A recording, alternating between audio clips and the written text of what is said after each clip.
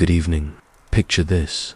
It's a warm summer day in 1914, and Europe is having what might be the most expensive, elaborate, and catastrophically stupid family reunion in human history. The continent is ruled by cousins who hate each other, armed to the teeth with the latest industrial killing machines, and absolutely convinced that a good old-fashioned war would sort everything out in a matter of weeks. Spoiler alert, it didn't. What you're about to witness is the story of how humanity managed to stumble, sleepwalk, and occasionally sprint headfirst into the most pointlessly destructive conflict the world had ever seen. This is the tale of World War I, a war so absurdly preventable that it makes you wonder if our species deserves to survive, and so horrifyingly inevitable that you'll understand why it happened anyway. We're going to explore every grim detail of this 4-year nightmare, the political chess game that nobody knew how to play, the assassination that lit the fuse, the domino effect of mobilizations that turned a regional spat into global carnage, the trench warfare that redefined human suffering, the battles that consumed entire generations, the technologies of death that would make the Grim Reaper himself take notes, and the peace treaty that was so vindictive it practically came with a World War II starter kit attached. But before we dive into the trenches, let me ask you something. Drop a comment and tell me where in the world you're watching this from and what time it is. Are you settling in for a midnight history lesson like a soldier on watch duty? Or are you starting your day with some educational carnage like a general planning the morning offensive? And while you're at it, hit that subscribe button, because unlike the military strategists of 1914, I actually have a plan that won't get millions of people killed. Now, let's set the scene. The year is 1914, and Europe is experiencing what historians call the Long Peace. This is somewhat like calling a powder keg a decorative storage container. Sure, there hadn't been a major continental war since Napoleon got his final time out on St. Helena in 1815. But that doesn't mean everyone was sitting around braiding each other's hair and sharing recipes. The continent was a spider's web of alliances, each more convoluted than the last. On one side, you had the Triple Alliance, Germany, Austria-Hungary, and Italy, though Italy's commitment was about as reliable as a chocolate teapot. On the other side sat the Triple Entente, France, Russia, and Britain, bound together by their mutual suspicion of German ambitions and their shared love of making things unnecessarily complicated. These weren't just political agreements. They were suicide pacts dressed up in diplomatic language. Each nation had promised to defend the others, which sounds noble until you realize it meant that any regional conflict could theoretically drag the entire continent into war. It was like a group of friends agreeing that if anyone got into a bar fight, everyone would join in, except the bar was Europe, and the friends all had access to industrial-grade weaponry. Germany, the new kid on the block, was feeling particularly anxious. Unified only in 1871, the German Empire was like that overachieving student who shows up to class with color-coded notes and immediately makes everyone else nervous. Under Kaiser Wilhelm II, a man whose relationship with subtlety was roughly equivalent to a bull's relationship with a china shop, Germany had been flexing its muscles and building up its military at a pace that made its neighbors distinctly uncomfortable. The Kaiser, incidentally, was Queen Victoria's grandson, making this upcoming conflict the ultimate example of family dysfunction. When your family gatherings require international peace treaties, you might want to consider therapy instead of warfare. France, meanwhile, was still nursing a grudge from the Franco-Prussian War of 1870–71, when Germany had not only defeated them, but had the audacity to declare their new empire in the Palace of Versailles. This was roughly equivalent to someone beating you in a fight and then using your living room to celebrate their victory. The French had been plotting their revenge ever since, and they'd allied with Russia specifically to create the nightmare scenario Germany feared most, a two-front war. Russia, the sleeping giant of the East, was ruled by Tsar Nicholas II, a man whose qualifications for running the world's largest country were essentially limited to having been born into the right family. Nicholas was well-meaning, but spectacularly incompetent, like someone who volunteers to perform brain surgery because they once watched a medical drama. His empire was a powder keg of ethnic tensions, economic problems, and revolutionary fervor, held together by little more than tradition and the occasional pogrom. Austria-Hungary was perhaps the most precarious of all the great powers. This dual monarchy was less a country than a geographical expression of confusion, containing Germans, Hungarians, Czechs, Slovaks, Poles, Ukrainians, Romanians, Croats, Serbs, Slovenes, Bosniaks, and Italians, all of whom had varying degrees of enthusiasm for being part of the same political entity. It was like trying to run a government where half the cabinet speaks different languages and the other half actively wants to secede. The empire was ruled by Franz Joseph I, who had been on the throne since 1848 and had witnessed more political upheavals than a CNN correspondent. By 1914, he was 84 years old and had seen his brother executed in Mexico, his wife assassinated in Geneva, and his son commit suicide in a hunting lodge. If there was a award for most tragic royal family, the Habsburgs would have won it several times over. Britain, the global superpower of the age, was watching all this continental drama with the detached interest of someone observing their neighbors' domestic disputes from behind their curtains. The British Empire controlled roughly a quarter of the world's land surface and population, which gave them a certain confidence that whatever happened in Europe, they could probably handle it.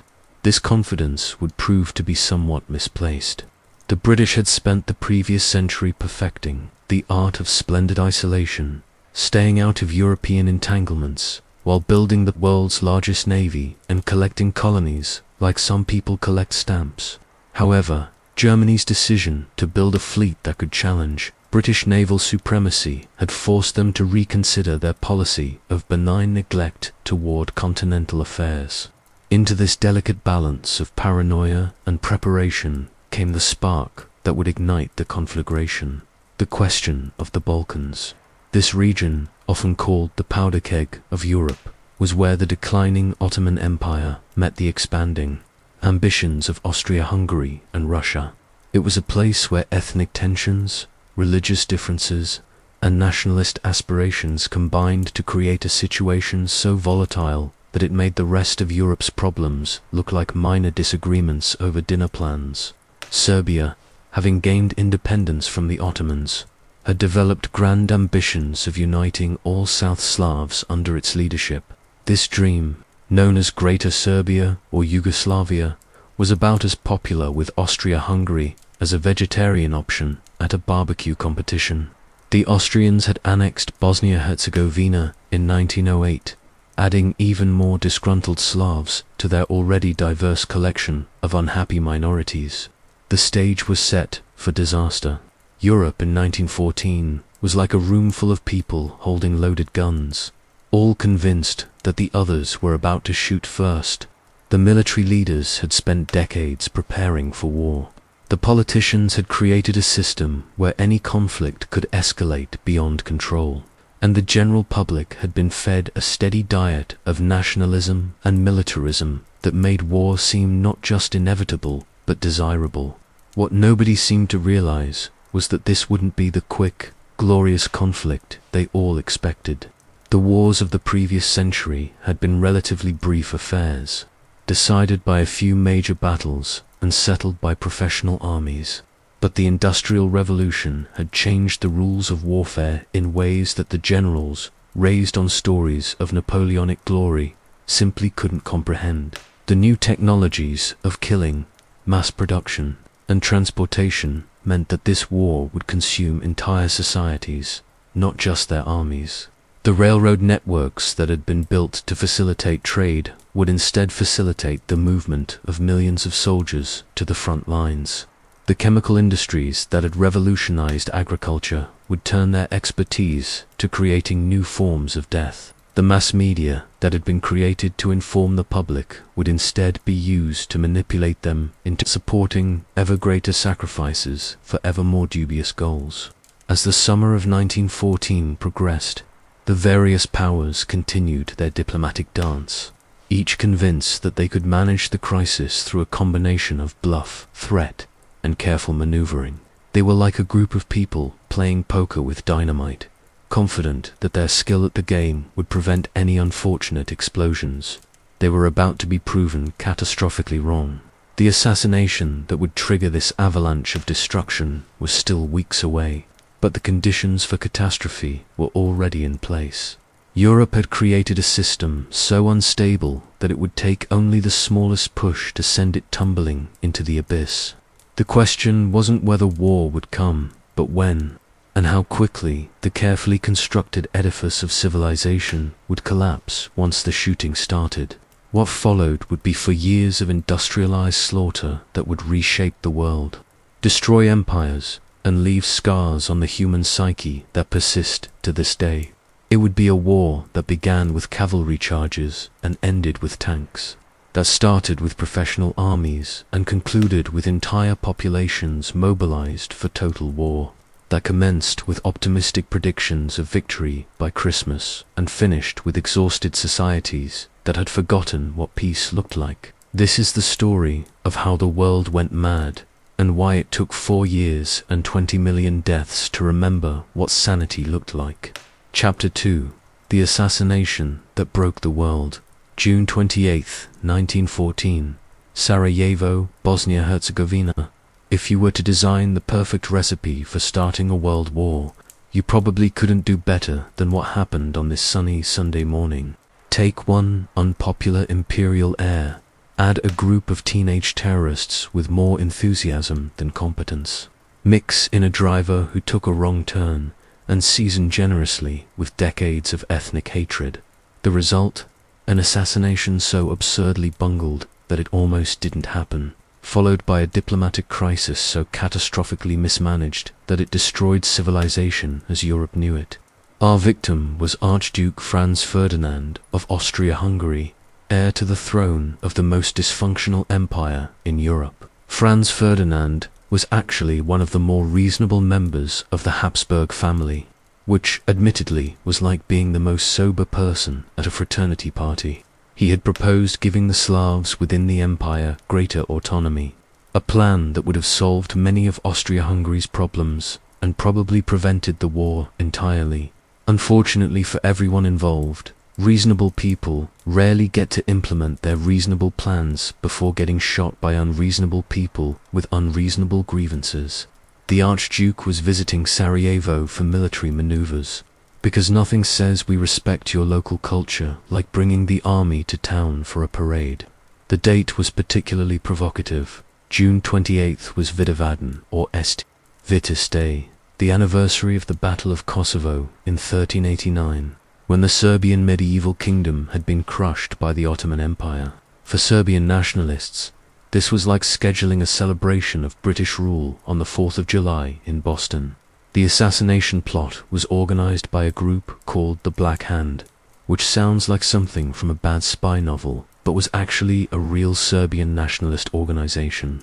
Their goal was to liberate Bosnia-Herzegovina from Austrian rule and incorporate it into a greater Serbia, because nothing solves complex ethnic problems like adding more violence to the mix. The actual assassins were a collection of Bosnian Serb students who had been recruited, trained, and armed by the Black Hand. These weren't hardened terrorists. They were teenagers with more passion than sense, armed with bombs that barely worked and pistols they could barely shoot. It was like sending the drama club to overthrow the government. The leader of this motley crew was Gavrilo Princip, a 19-year-old who weighed about as much as a wet newspaper and suffered from tuberculosis. Princip was so small and sickly that when he was later arrested, the authorities initially thought he was too young to execute. This was the man whose actions would trigger the deaths of millions. History has a sense of irony that would make Shakespeare weep. The assassination plot began as a comedy of errors that would have been hilarious if it hadn't ended in global catastrophe. The conspirators positioned themselves along the Archduke's route through Sarajevo, armed with bombs and pistols, ready to strike a blow for Serbian nationalism. What they actually accomplished was a masterclass in how not to commit political murder. The first assassin, Nedelico Vabranovia, threw his bomb at the Archduke's car but missed, instead hitting the car behind it and wounding several officers. In a panic, Vabranovia swallowed his cyanide pill and jumped into the Miljaska River to escape. The cyanide was old and didn't work, and the river was only 4 inches deep. He was immediately captured, wet, poisoned but not dead, and thoroughly embarrassed. This was not the glorious martyrdom he had envisioned. Franz Ferdinand, meanwhile, continued with his schedule because apparently the concept of maybe we should leave after someone just tried to blow us up hadn't occurred to anyone in charge of imperial security. The Archduke even made a speech at the town hall where he ad-libbed a complaint about the bombs and such things that had been thrown at him. Even in the face of assassination attempts, the Habsburgs maintained their talent for understatement. After the ceremony, Franz Ferdinand decided to visit the officers who had been wounded in the bombing. This required a change of route, which would have been fine, except that nobody bothered to inform the drivers. The lead car took the planned route, while the Archduke's driver followed, taking them directly past Gavrilo Princip, who had given up on the assassination and was standing outside a delicatessen, probably contemplating whether to order a sandwich. When Princip saw the Archduke's car approaching, he couldn't believe his luck.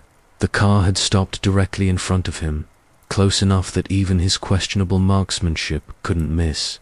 He pulled out his pistol and fired 2 shots. The first hit Franz Ferdinand in the neck, severing his jugular vein. The second hit his wife Sophie in the abdomen. Both would be dead within minutes. Franz Ferdinand's last words were reportedly Sophie, "Sophie, don't die. Stay alive for our children." Sophie, meanwhile, died without saying anything at all, which was probably for the best, since there really wasn't much to say about the situation. Their deaths were tragic, senseless, and completely avoidable, which made them perfect symbols for everything that was about to follow. Princip was immediately captured by the crowd and beaten nearly to death before the police intervened. He later claimed he was a Yugoslav nationalist, not a Serbian one, which was a distinction that mattered to exactly nobody except historians, who would spend the next century arguing about his motivations. What mattered was that he had just lit the fuse on the powder keg of Europe. The immediate reaction to the assassination was surprisingly muted. Franz Ferdinand hadn't been particularly popular, even within his own family. Kaiser Wilhelm II of Germany reportedly said that the Archduke's death was a relief, which gives you some idea of the Habsburg family dynamics. The European stock markets barely reacted, and most newspapers treated it as a regional incident rather than a world-changing event. This calm was deceptive. Behind the scenes, the assassination had set in motion a series of calculations and miscalculations that would prove impossible to stop. Austria-Hungary saw this as an opportunity to crush Serbian nationalism once and for all. Germany saw it as a chance to break the encirclement they feared from the Franco-Russian alliance. Russia saw it as a test of their commitment to Slavic solidarity. France saw it as the moment they had been preparing for since 1871. Britain saw it as a continental problem that surely wouldn't affect them. They were all wrong. The Austrian government, led by Foreign Minister Leopold Berchtold, decided that this was the perfect excuse to settle accounts with Serbia. Berchtold was the kind of diplomat who believed that the best way to solve problems was to create bigger problems, a philosophy that would serve him well in the coming crisis. The Austrians were convinced that a quick, decisive war against Serbia would restore their prestige and solve their South Slav problem permanently. The key question was whether Germany would support Austria-Hungary in a war against Serbia. If Germany backed Austria, then Russia might intervene to protect Serbia, which could bring in France, which might bring in Britain. It was like a geopolitical game of dominoes, except the dominoes were countries, and falling over meant millions of deaths. Kaiser Wilhelm II, displaying the diplomatic subtlety that had made him so popular with his fellow monarchs, gave Austria-Hungary what became known as the blank check. Germany would support Austria no matter what action they took against Serbia. This was roughly equivalent to giving a teenager your credit card and telling them to have fun at the mall. The Kaiser was convinced that Russia wouldn't dare intervene, that France wouldn't risk war over the Balkans, and that Britain would stay neutral. He was wrong on all three counts, but by the time he realized his mistake, it would be too late to take back the blank check. Austria-Hungary spent the next month preparing their ultimatum to Serbia, a document so deliberately harsh that it was designed to be rejected. The ultimatum demanded that Serbia suppress all anti-Austrian propaganda, dissolve nationalist organizations, arrest suspected conspirators, and allow Austrian officials to participate in the investigation of the assassination on Serbian soil. This last demand was particularly insulting, as it essentially required Serbia to surrender their sovereignty. The ultimatum was delivered on July 23rd, with a 48-hour deadline for response. The timing was carefully chosen. The French president and prime minister were at sea, returning from a state visit to Russia, making immediate consultation between the allies impossible. It was a clever bit of diplomatic timing that showed the Austrians had learned something from decades of international intrigue. Serbia's response was a masterpiece of diplomatic jiu-jitsu. They accepted most of the demands, but rejected the key provision about Austrian participation in the investigation, offering instead to submit the matter to international arbitration. It was a reasonable response that made Austria look like the aggressor, which was exactly what Serbia intended. Austria-Hungary rejected the Serbian response and began mobilizing their army. On July 28th, exactly 1 month after the assassination, Austria-Hungary declared war on Serbia. The local conflict that everyone had expected was about to become something much larger and much more terrible. The assassination of Franz Ferdinand had been a tragedy, but it was the kind of tragedy that happened regularly in the volatile Balkans. What transformed it into a world historical catastrophe was the web of alliances, the failure of diplomacy, and the conviction of every major power that war was not only inevitable but winnable. As the guns began to fire along the Serbian border, few people realized that they were witnessing the end of an era. The world of 1914, with its confidence in progress, its faith in civilization, and its belief that reasonable people could solve their differences through reasonable means, was about to disappear forever. In its place would emerge a world that had learned, at the cost of millions of lives, that human beings were capable of creating hells that would have impressed Dante himself. The assassination in Sarajevo had lasted only a few seconds. The war it triggered would last for years and change everything. Chapter 3. The Domino Effect. How Europe Sleepwalked into Armageddon. The month following Austria-Hungary's declaration of war on Serbia was like watching a slow-motion train wreck. If the train were carrying the entire European continent, and the wreck involved millions of people marching enthusiastically toward their own destruction, what should have been a localized Balkan conflict metastasized into a continental catastrophe through a combination of rigid alliance systems, military timetables that couldn't be stopped once started, and political leaders who confused stubbornness with strength. The first domino to fall was Russia. Tsar Nicholas II, that well-meaning but spectacularly incompetent autocrat, found himself caught between his promises to protect Serbia and his desperate desire to avoid a war that his country couldn't afford and his military couldn't win. Nicholas was the kind of leader who agonized over decisions until events made the decisions for him, which is exactly what happened in July 1914.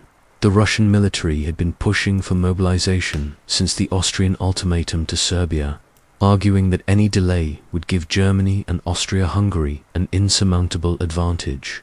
Russian military planning was based on the assumption that they would need to fight both Germany and Austria-Hungary simultaneously, which required mobilizing their entire army. The problem was that Russian mobilization was like starting an avalanche. Once it began, it couldn't be stopped or redirected. On July 30th, Nicholas finally authorized general mobilization, then changed his mind and tried to order partial mobilization against Austria-Hungary only. His generals informed him that this was impossible. Their mobilization plans were all-or-nothing affairs that couldn't be modified once begun. It was like trying to fire half a bullet. Faced with this reality, Nicholas reluctantly authorized full mobilization on July 30th, then spent the rest of his life regretting the decision. The Russian mobilization triggered the German response, and here we encounter one of the most catastrophic pieces of military planning in human history, the Schlieffen Plan, named after General Alfred von Schlieffen. This plan was Germany's solution to their nightmare scenario of fighting a two-front war against France and Russia. Simultaneously, the Schlieffen Plan was based on the assumption that Russia would take weeks to mobilize their massive but inefficient army, giving Germany time to knock France out of the war quickly before turning east to deal with the Russians. To accomplish this rapid victory in the west, German forces would sweep through Belgium and northern France, encircling Paris and forcing French surrender within 6 weeks. On paper, the Schlieffen Plan looked brilliant. In practice, it was a suicide note disguised as a military strategy. The plan required Germany to violate Belgian neutrality, which would almost certainly bring Britain into the war. It also required everything to go perfectly according to schedule, with no allowance for the friction, confusion, and unexpected developments that characterize all military operations. Most importantly, it meant that German mobilization was essentially a declaration of war against France.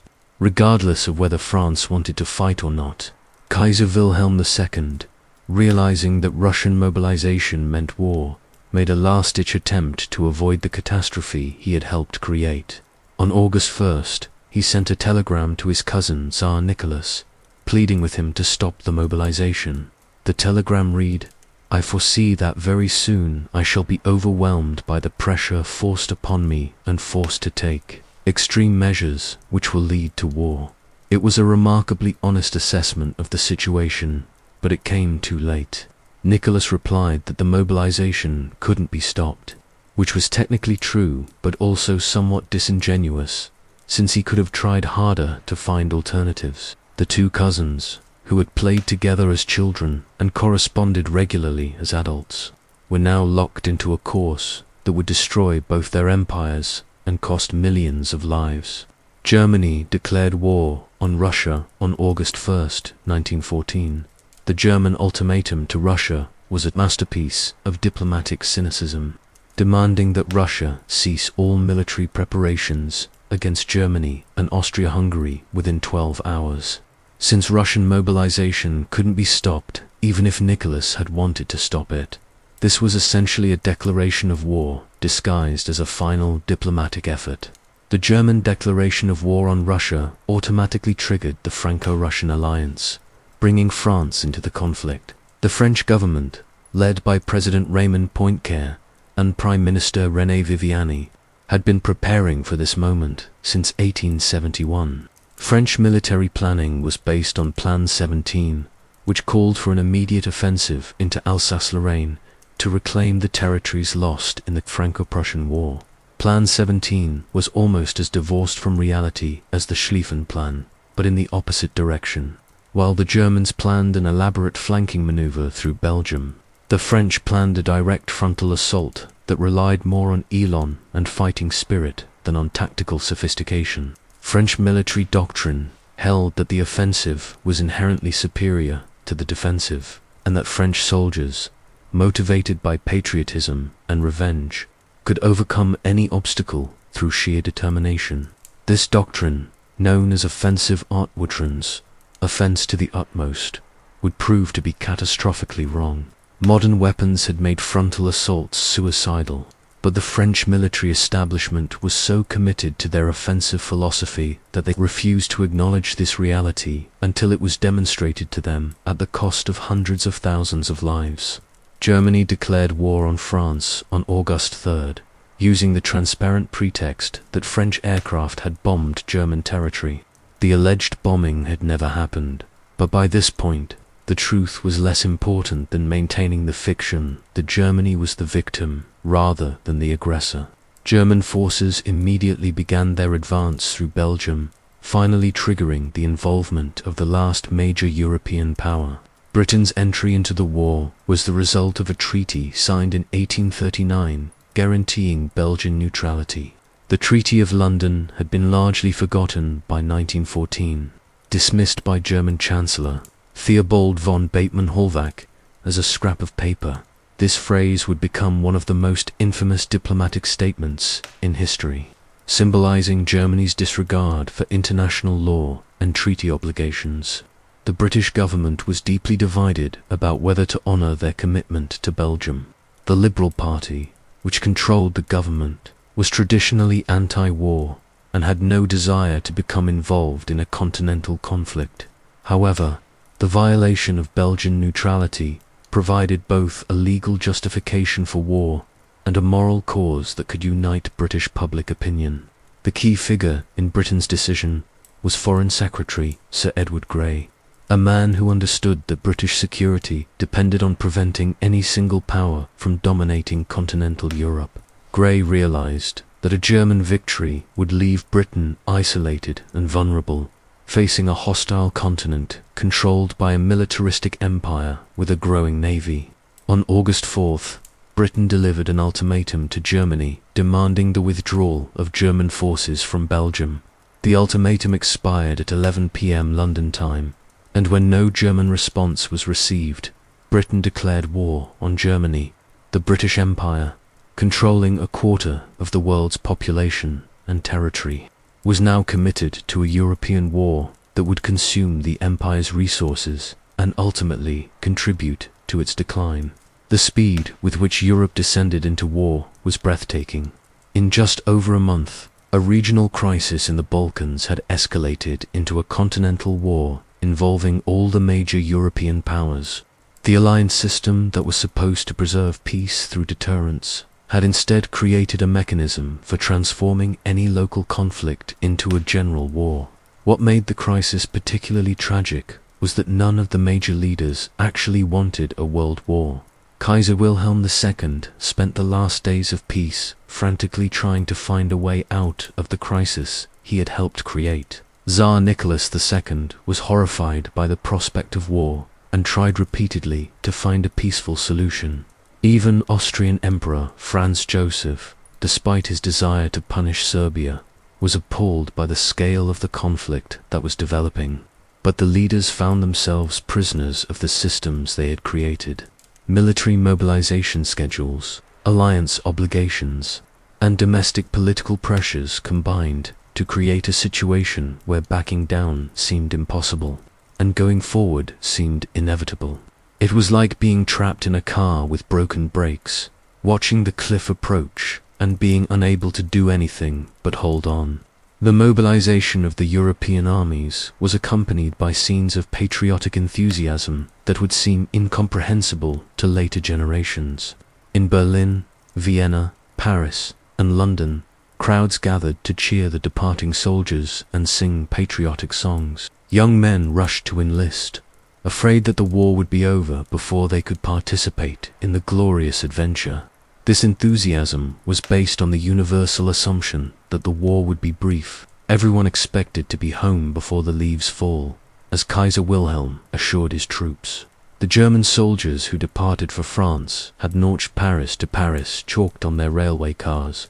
French soldiers marched off, singing the Marseillaise, confident that their offensive spirit would quickly drive the Germans back across the Rhine. The reality would be very different. Instead of a brief, glorious conflict decided by a few decisive battles, Europe was about to experience for years of industrialized slaughter that would consume an entire generation. The armies that marched off so confidently in August 1914 would be destroyed and rebuilt multiple times before the war finally ended in exhaustion and revolution. The mobilization also revealed the extent to which European society had been militarized in the decades before the war. Millions of men reported to their units with clockwork precision. demonstrating the efficiency of the conscription systems that had been developed since the Franco-Prussian War. The railway networks that had been built to facilitate commerce were immediately converted to military use, moving vast armies to the frontiers with unprecedented speed. By the end of August 1914, over 6 million men were under arms and moving toward the battlefields. The largest armies in human history were about to collide in a conflict that would redefine the meaning of warfare and demonstrate the terrifying efficiency of industrial civilization when applied to the business of killing.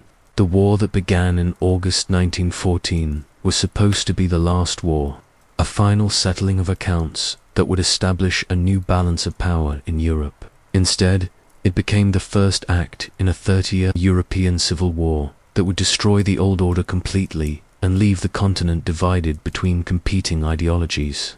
That made the pre-war alliance system look like a model of stability. The dominoes had fallen, and there was no putting them back up. Chapter 4: The Schlieffen Plan, Germany's blueprint for disaster.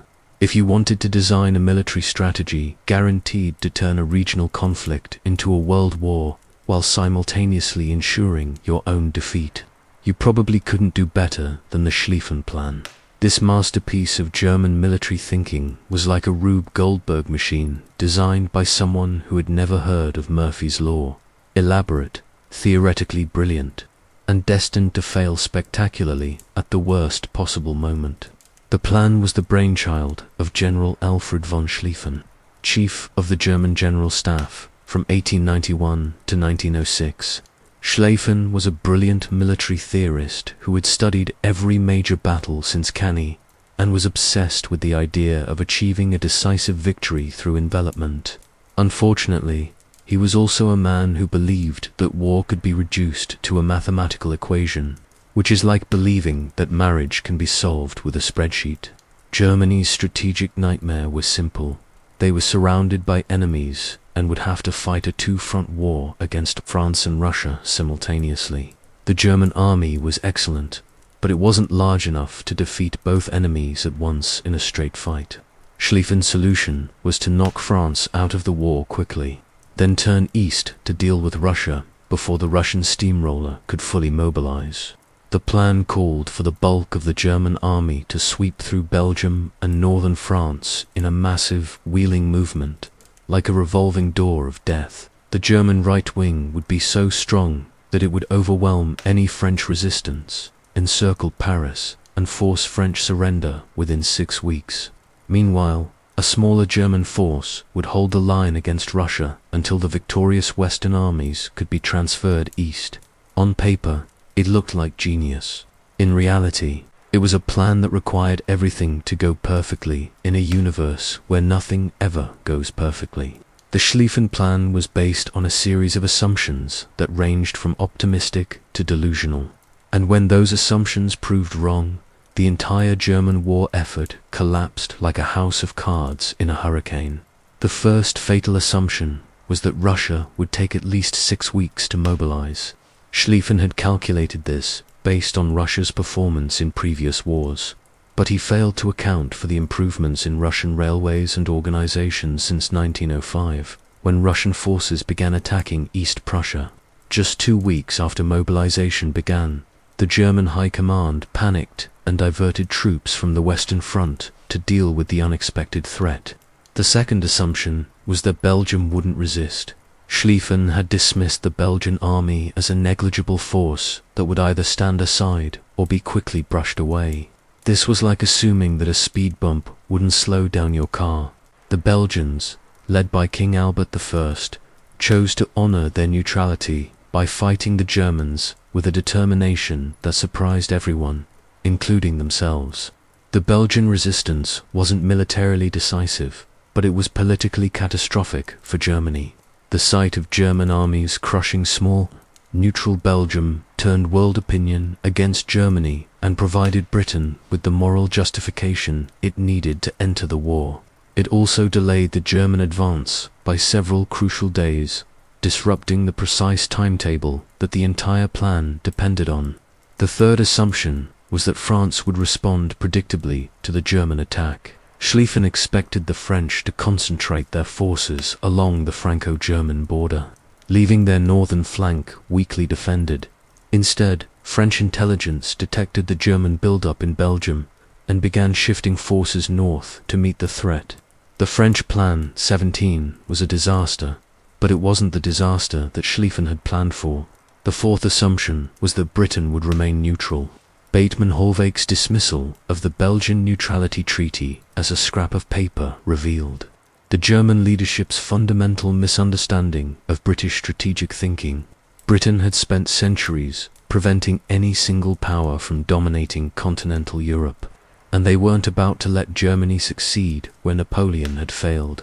The man tasked with implementing this flawed masterpiece was General Helmuth von Moltke the Younger, nephew of the great Moltke, who had won the Franco-Prussian War. Moltke the Younger was a competent staff officer who had the misfortune of inheriting a plan that was impossible to execute and a reputation that was impossible to live up to. He was like someone being asked to conduct a symphony orchestra while the concert hall was on fire. Moltke had already begun modifying the Schlieffen Plan before the war began, weakening the crucial right wing to strengthen German defenses in Alsace-Lorraine. This was a reasonable response to French offensive preparations, but it violated the fundamental principle of the plan, which was to make the right wing so strong that it could overwhelm any resistance. Schlieffen's dying words were allegedly, "Keep the right wing strong," but Moltke had already decided that Schlieffen's ghost was a less reliable military advisor than current intelligence reports. The German invasion of Belgium began on August 4, 1914. With the assault on the fortress city of Liege, the Germans expected to take the city in a matter of hours. Instead, the Belgian garrison held out for 12 days. The delay was militarily insignificant, but psychologically devastating, as it demonstrated that the German army was not the unstoppable force that everyone, including the Germans themselves, had believed it to be. The siege of Liege also introduced the world to the new realities of industrial warfare. The Germans brought up their secret weapon, massive siege guns that could destroy the strongest fortifications. The 420mm big Bertha howitzers reduced the Belgian forts to rubble with shells that weighed nearly a ton each. The sound of these guns could be heard for miles, announcing to the world that this war would be different from anything that had come before. As the German armies advanced through Belgium, they encountered resistance, not just from the Belgian army, but from civilian Franc-Tireurs, or irregular fighters. The Germans, trained to fight conventional battles against uniformed enemies, responded to this guerrilla warfare with a brutality that shocked the world. Entire villages were burned, civilians were executed as reprisals, and the ancient university library at Louvain was destroyed in what became known as the Rape of Belgium. These atrocities were not the result of official German policy, but rather the consequence of nervous soldiers facing an unfamiliar type of warfare. However, they served German propaganda purposes by terrorizing the Belgian population into submission. The policy of Schrecklichkeit frightfulness was designed to break civilian morale and prevent further resistance. Instead, it turned world opinion decisively against Germany and provided the Allies with powerful propaganda material. The German advance through Belgium was like watching a perfectly choreographed dance performance, where half the dancers had forgotten their steps. The massive logistical operation required to move and supply over 1 million men was breaking down under the strain of distance, resistance, and the inevitable friction of war. German soldiers were marching 20 miles a day in the August heat, their boots wearing out, their supply lines stretching to the breaking point. Meanwhile, the French were implementing their own disastrous plan. Plan the 17th called for immediate offensives into Alsace-Lorraine and the Ardennes, based on the theory that French uhlans could overcome German defensive positions. The results were catastrophic. French soldiers, dressed in bright blue coats and red trousers that made them perfect targets, advanced in close formation against German machine guns and artillery. The slaughter was so intense that August 1914 remains the bloodiest month in French military history, the Battle of the Frontiers, as these initial French offensives became known, cost France over 300,000 casualties in just 2 weeks. Entire regiments were wiped out in a matter of hours, their officers leading from the front in the finest traditions of French military honor and dying in the finest traditions of French military stupidity. The French discovered, at enormous cost, that courage and patriotism were no match for modern weapons and defensive positions. As the German right wing wheeled through northern France, it began to encounter the same problems that had plagued every invading army since Napoleon. The farther you advance, the weaker you become. German supply lines were stretched to the breaking point, with ammunition and food having to be transported hundreds of miles over damaged roads and destroyed railways. The German soldiers were exhausted, their boots worn through, their uniforms in tatters. The German advance also began to diverge from the Schlieffen Plan's prescribed route. Instead of sweeping west of Paris to encircle the city, the German First Army under General Alexander von Kluck turned southeast, passing east of Paris and exposing its flank to the French forces defending the capital. This deviation was partly due to the need to maintain contact with the German Second Army, but it also reflected the reality that no plan survives contact with the enemy. By early September, the German offensive was running out of steam.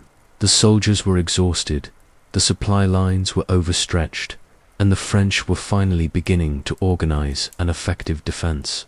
The moment of German victory that Schlieffen had calculated so precisely was slipping away, replaced by the growing realization that this would not be the quick, decisive campaign that everyone had expected.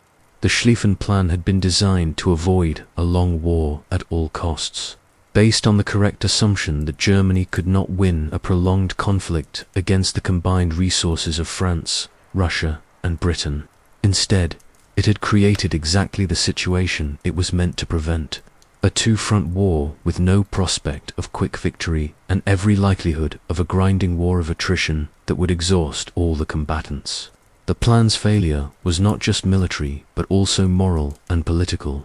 By violating Belgian neutrality, Germany had forfeited any claim to be fighting a defensive war. By implementing a strategy that required rapid victory or total defeat, they had eliminated any possibility of a negotiated settlement.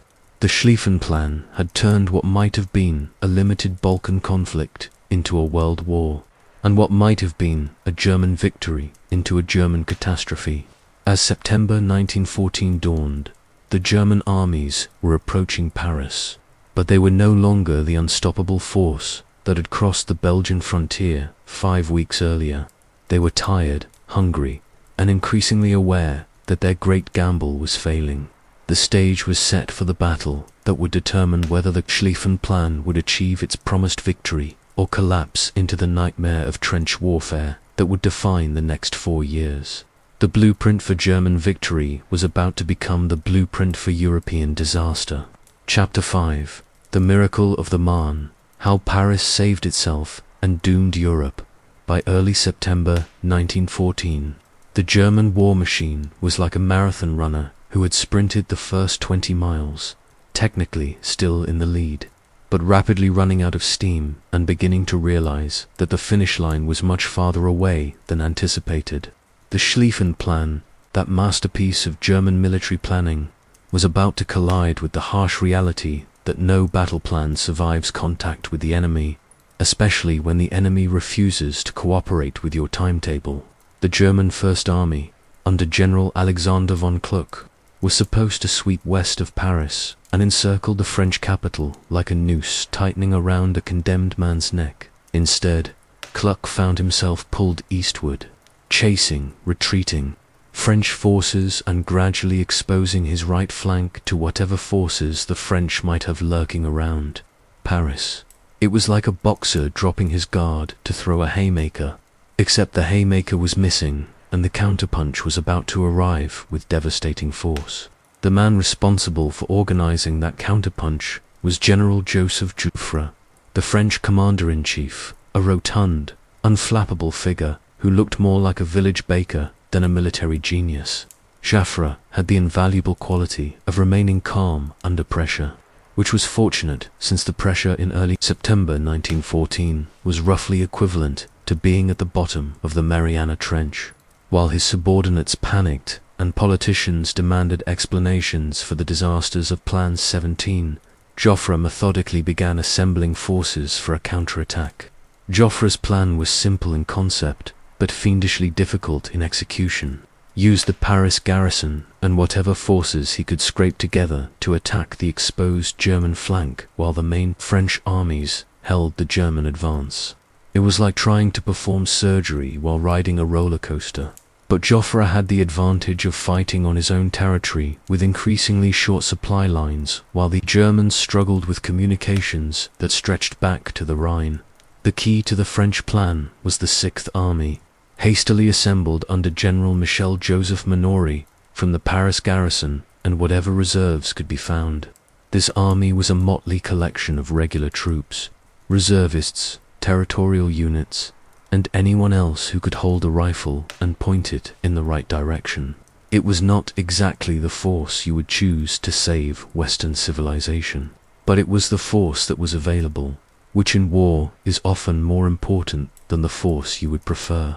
The German High Command, meanwhile, was beginning to experience the kind of communication problems that would become legendary in military history. General Helmuth von Moltke the Younger was trying to control 7 armies, spread across a front of several hundred miles using telegraph lines that were constantly being cut and radio communications that were primitive at best. It was like trying to conduct an orchestra by mail, except the orchestra was scattered across 3 countries and half the musicians were being shot at. Moltke's problems were compounded by the fact that he was headquartered in Luxembourg, hundreds of miles behind the front lines, and had no clear picture of what was actually happening. His army commanders were making decisions based on local conditions, often without consulting higher headquarters or coordinating with neighboring units. The result was a German advance that was becoming increasingly disjointed and vulnerable to exactly the kind of coordinated counterattack that Joffre was planning. The crisis came to a head on September 5th, when French aerial reconnaissance reported that Kluck's First Army had turned southeast, exposing its flank to attack from Paris. This was the moment Joffre had been waiting for, and he immediately ordered the Sixth Army to attack. The message he sent to his commanders was characteristically blunt. The hour has come to advance at all costs, and to die where you stand rather than give way. The Battle of the Marne began on September 6, 1914, and it was unlike anything the world had seen before. This wasn't the neat, orderly battle that military theorists had envisioned, with clear lines of advance and retreat. Instead, it was a sprawling, chaotic affair that stretched across a front of nearly 200 miles, involving over 2 million men and lasting for 4 days of continuous fighting. The battle's most famous moment came when General Gallieni, the military governor of Paris, requisitioned every taxi in the city to transport troops to the front. The sight of Parisian taxi drivers ferrying soldiers to battle became one of the war's most enduring images, symbolizing the civilian population's contribution to the war effort. It was also a sign of how desperate the situation had become. When you're using taxis as military transport, you're either very creative or very desperate, and in this case, it was both. The taxis of the Marne transported about 6,000 troops, which was militarily insignificant compared to the hundreds of thousands already engaged. But the psychological impact was enormous. It demonstrated that Paris was not going to surrender without a fight, and that the entire French nation was mobilized for war. The taxi drivers even insisted on running their meters during the trip, which was either admirable professionalism or shameless profiteering, depending on your perspective. The fighting itself was brutal and confused, with units becoming lost, orders being misunderstood, and battles raging back and forth across the same ground multiple times. The German advance, which had seemed unstoppable just days before, began to falter as exhausted troops encountered fresh French reserves and found themselves attacked from unexpected directions. Kluck, realizing that his flank was under attack, began pulling troops back from his advance toward Paris to deal with the threat from the Sixth Army. This created a gap between his army and the German Second Army under General Karl von Bülow, a gap that the British Expeditionary Force and French Fifth Army were quick to exploit. The German line, which had been bending the French back for weeks, suddenly found itself being bent in return. The British Expeditionary Force, under Field Marshal Sir John French, had been retreating alongside the French armies since the Battle of Mons in late August. The BEF was small compared to the Continental armies, but it was composed entirely of professional soldiers with years of experience fighting colonial wars. These men could fire 15 aimed rounds per minute with their Lee-Enfield rifles, a rate of fire so rapid that German troops often mistook it for machine gun fire. The BEF's participation in the Battle of the Marne was crucial, not because of their numbers, but because of their position. They advanced into the gap between the German First and Second Armies, threatening to split the German line in two. It was like finding a crack in a dam and hitting it with a sledgehammer. The structural integrity of the entire German position was suddenly in jeopardy. By September 9th, it was clear that the German offensive had failed. Moltke, finally grasping the severity of the situation, ordered a general retreat to defensive positions along the Aisne River. The retreat was conducted in good order, but it marked the end of German hopes for a quick victory in the West. The Schlieffen Plan, that elaborate blueprint for German dominance, had collapsed into the reality of trench warfare. The German retreat was a strategic disaster of the first magnitude. Not only had they failed to knock France out of the war, but they had also exhausted their best troops and used up their carefully hoarded supplies in a failed gamble. Worse still, they had committed themselves to fighting the exact kind of long, grinding war that the Schlieffen Plan had been designed to avoid. The psychological impact of the Marne was even greater than the military consequences. The German army, which had seemed invincible since its victories over Austria in 1866 and France in 1870, had been stopped and forced to retreat. The myth of German military superiority, carefully cultivated over decades, had been shattered in 4 days of fighting along a French river that most people had never heard of. For the French, the Marne was indeed a miracle, but it was a miracle with a terrible price. They had saved Paris and preserved their independence, but they had also committed themselves to a war that would consume an entire generation. The quick, decisive conflict that everyone had expected was now impossible. What lay ahead was a grinding war of attrition that would test the limits of human endurance. The Battle of the Marne also marked the effective end of mobile warfare on the Western Front.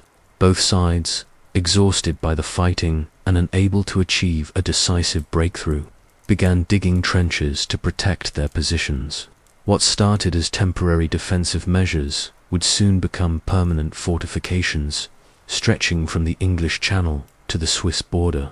Joffre became the victor of the Marne, celebrated throughout France as the man who had saved the nation. However, his victory had come at enormous cost. French casualties in the first month of the war exceeded 300,000, including many of the professional officers and NCOs who formed the backbone of the army. The French had won the battle, but they had lost the cream of their military leadership. The German retreat also had profound political consequences. Kaiser Wilhelm II, who had confidently predicted that his troops would be home before the leaves fall, now faced the prospect of a long war against a coalition of enemies. The German people, who had sent their sons off to war with flowers in their rifle barrels, began to realize that this conflict would require sacrifices that no one had anticipated. Perhaps most importantly, the failure of the Schlieffen Plan meant that Germany would have to fight the two-front war that their entire strategy had been designed to prevent.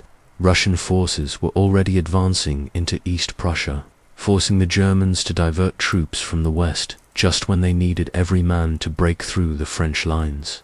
The miracle of the Marne had saved Paris, preserved French independence, and ensured that the war would continue. It had also doomed Europe to 4 years of unprecedented slaughter and destruction. The quick, glorious war that everyone had expected was dead, buried in the trenches that were already being dug along the Aisne River. What emerged from the ashes of the Schlieffen Plan was something that no one had planned for and no one wanted: a static war of attrition that would consume the resources, manpower, and moral authority of an entire civilization. The age of decisive battles and brilliant maneuvers was over. The age of barbed wire, machine guns, and poison gas was about to begin. The miracle had saved France, but it had also created the conditions for a catastrophe that would reshape the world. Chapter 6: The Race to the Sea and the Birth of the Western Front. After the German retreat from the Marne, both sides found themselves in the awkward position of armies that had planned for a quick, decisive war but were now stuck with each other like dinner guests who had overstayed their welcome by about 4 years. The failure of the Schlieffen Plan had created a situation that no military theorist had seriously considered. What do you do when your brilliant strategy fails and you're left facing an enemy who refuses to either surrender or die conveniently? The answer, as it turned out, was to engage in what became known as the race to the sea.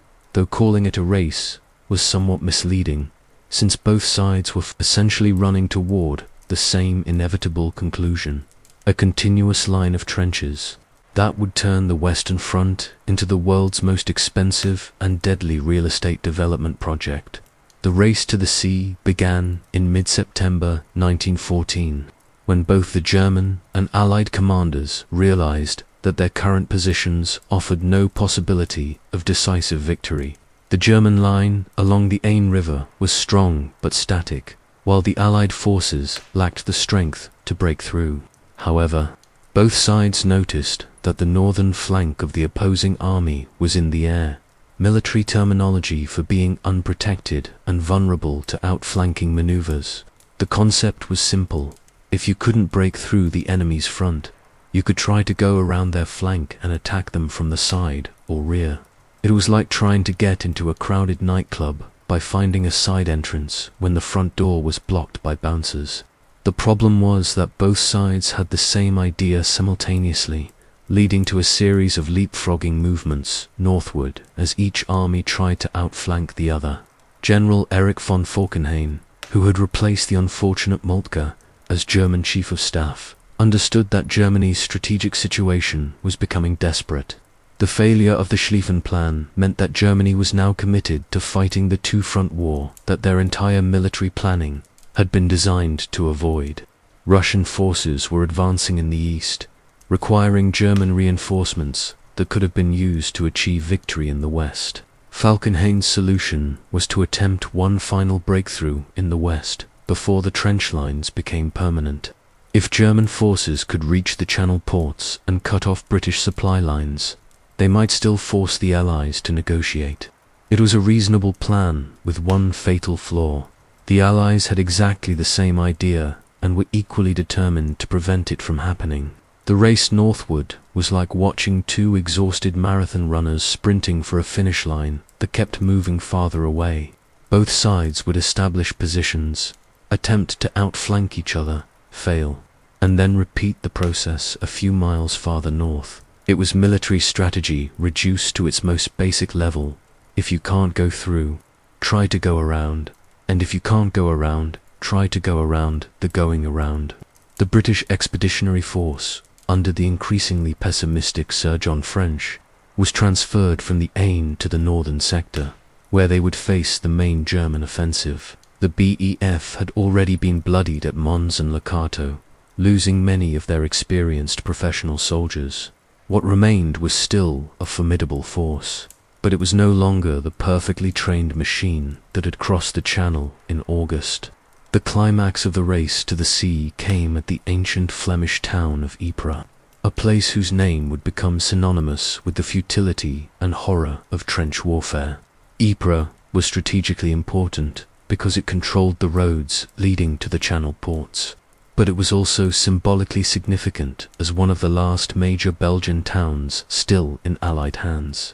The First Battle of Ypres, which lasted from October 19th to November 22nd, 1914, was Germany's last attempt to achieve a decisive victory in the West before winter set in. Falkenhayn assembled 4 new corps of volunteers, mostly university students and recent graduates who had enlisted with patriotic enthusiasm.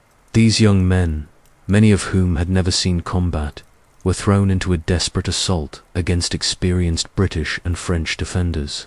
The German attack was characterized by a fanaticism that shocked even veteran soldiers. The young volunteers advanced singing patriotic songs, their arms linked together, walking into machine gun fire with the kind of suicidal courage that would have been admirable if it hadn't been so pointless. German propaganda later called this the massacre of the innocents at Ypres, though the innocents in question had been sent to their deaths by their own commanders. The British defense of Ypres was equally desperate. The BEF was outnumbered and outgunned, holding a salient that was attacked from 3 sides simultaneously. British units were reduced to handfuls of men holding positions that had been designed for entire battalions. The famous thin red line of British military tradition had never been thinner or more precarious. The fighting at Ypres introduced the world to the realities of modern warfare in all their horrific detail. Artillery bombardments that lasted for hours reduced entire villages to rubble.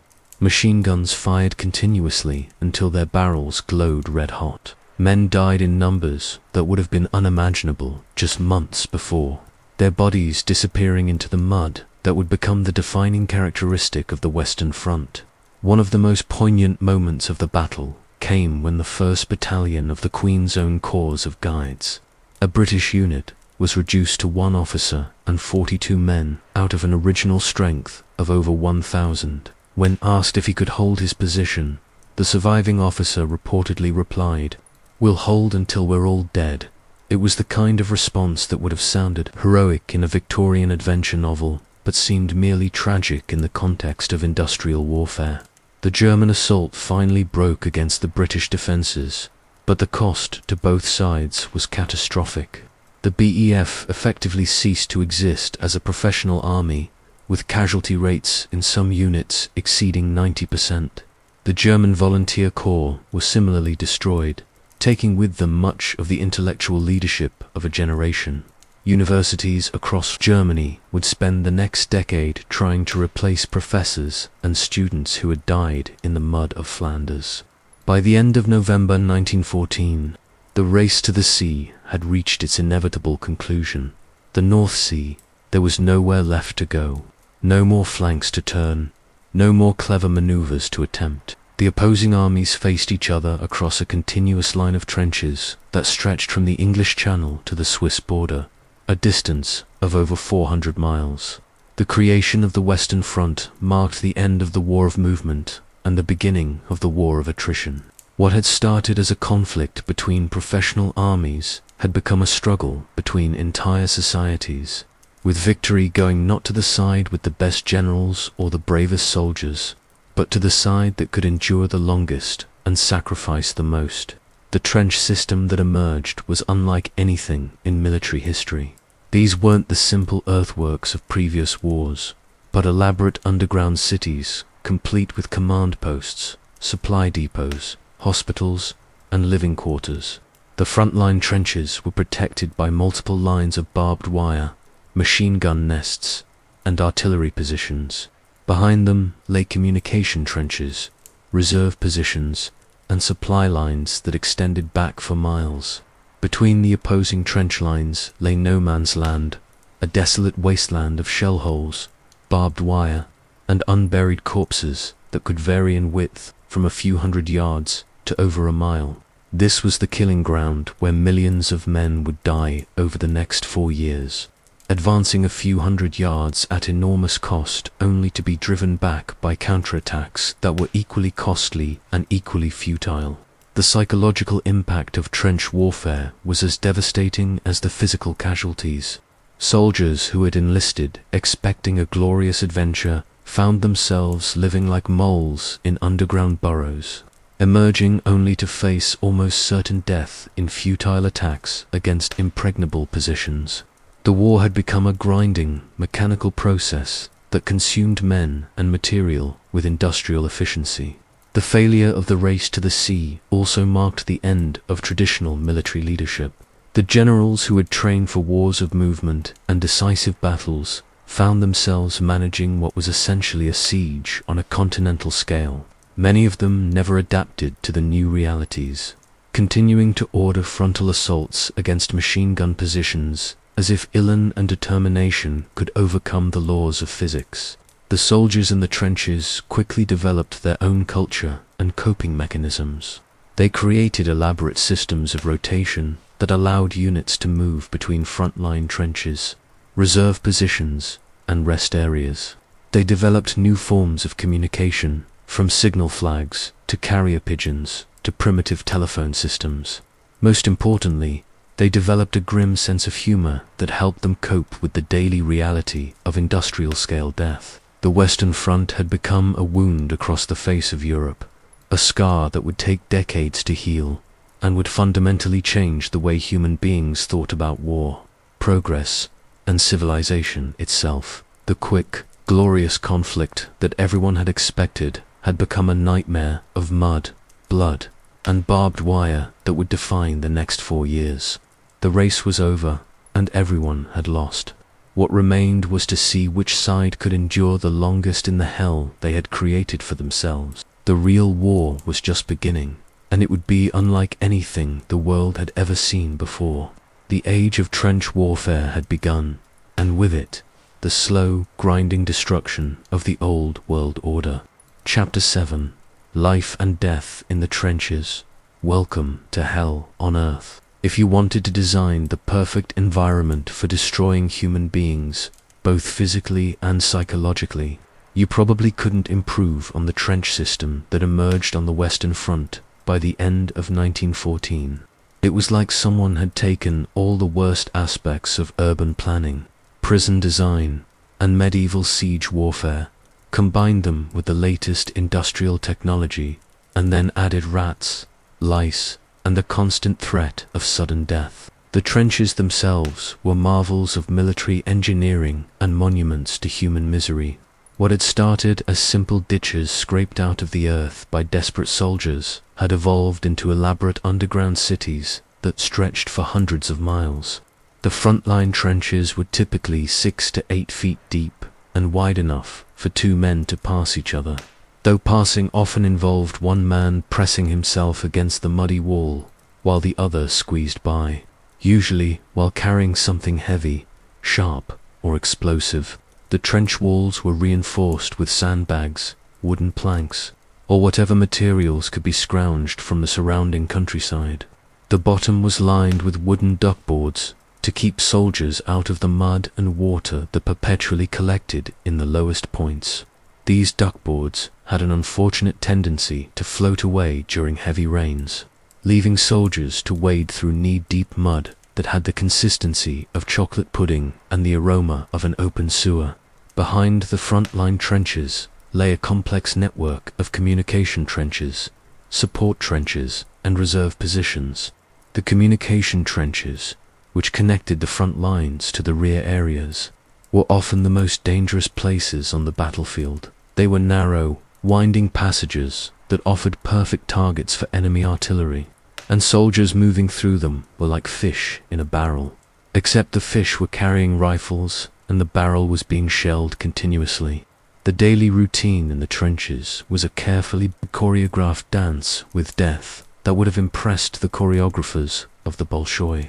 If the Bolshoi had specialized in performances where half the dancers were trying to kill the other half, the day began before dawn with Stand 2, when every man in the frontline trenches would climb onto the fire step with his rifle ready, waiting for a possible enemy attack. This was the most dangerous time of day, when the dim light made movement visible but accurate shooting difficult. After Stand 2 came the morning inspection, when officers would check the condition of the trenches, the state of the wire, and the morale of the men. This inspection was often more optimistic than realistic, since admitting that your section of trench was falling apart, your wire was full of gaps, and your men were on the verge of nervous breakdowns was not the kind of report that advanced military careers. The rest of the day was spent in a variety of activities that ranged from the mundane to the terrifying. Soldiers would repair damage from the previous night's shelling, clean their weapons, write letters home that would be censored by officers who removed anything that might damage morale, and try to catch a few hours of sleep despite the constant noise of artillery, machine guns, and the occasional sniper's bullet. Meals in the trenches were an adventure in creative cooking that would have challenged the most innovative chefs. If innovative chefs had been forced to work with canned beef that had been manufactured during the Boer War and bread that could be used as a weapon in emergencies. The standard British ration included bully beef, a canned meat product that bore roughly the same relationship to actual beef that cardboard bears to fine literature, and hardtack biscuits that were so tough they could stop shrapnel. The French, being French, managed to maintain slightly higher culinary standards even in the trenches, though their wine rations were often more valuable for cleaning wounds than for drinking. The Germans, with their typical efficiency, had developed a system of field kitchens that could produce hot meals even under artillery fire, though the quality of those meals was a subject of considerable debate among the soldiers who had to eat them. Water was a constant problem in the trenches.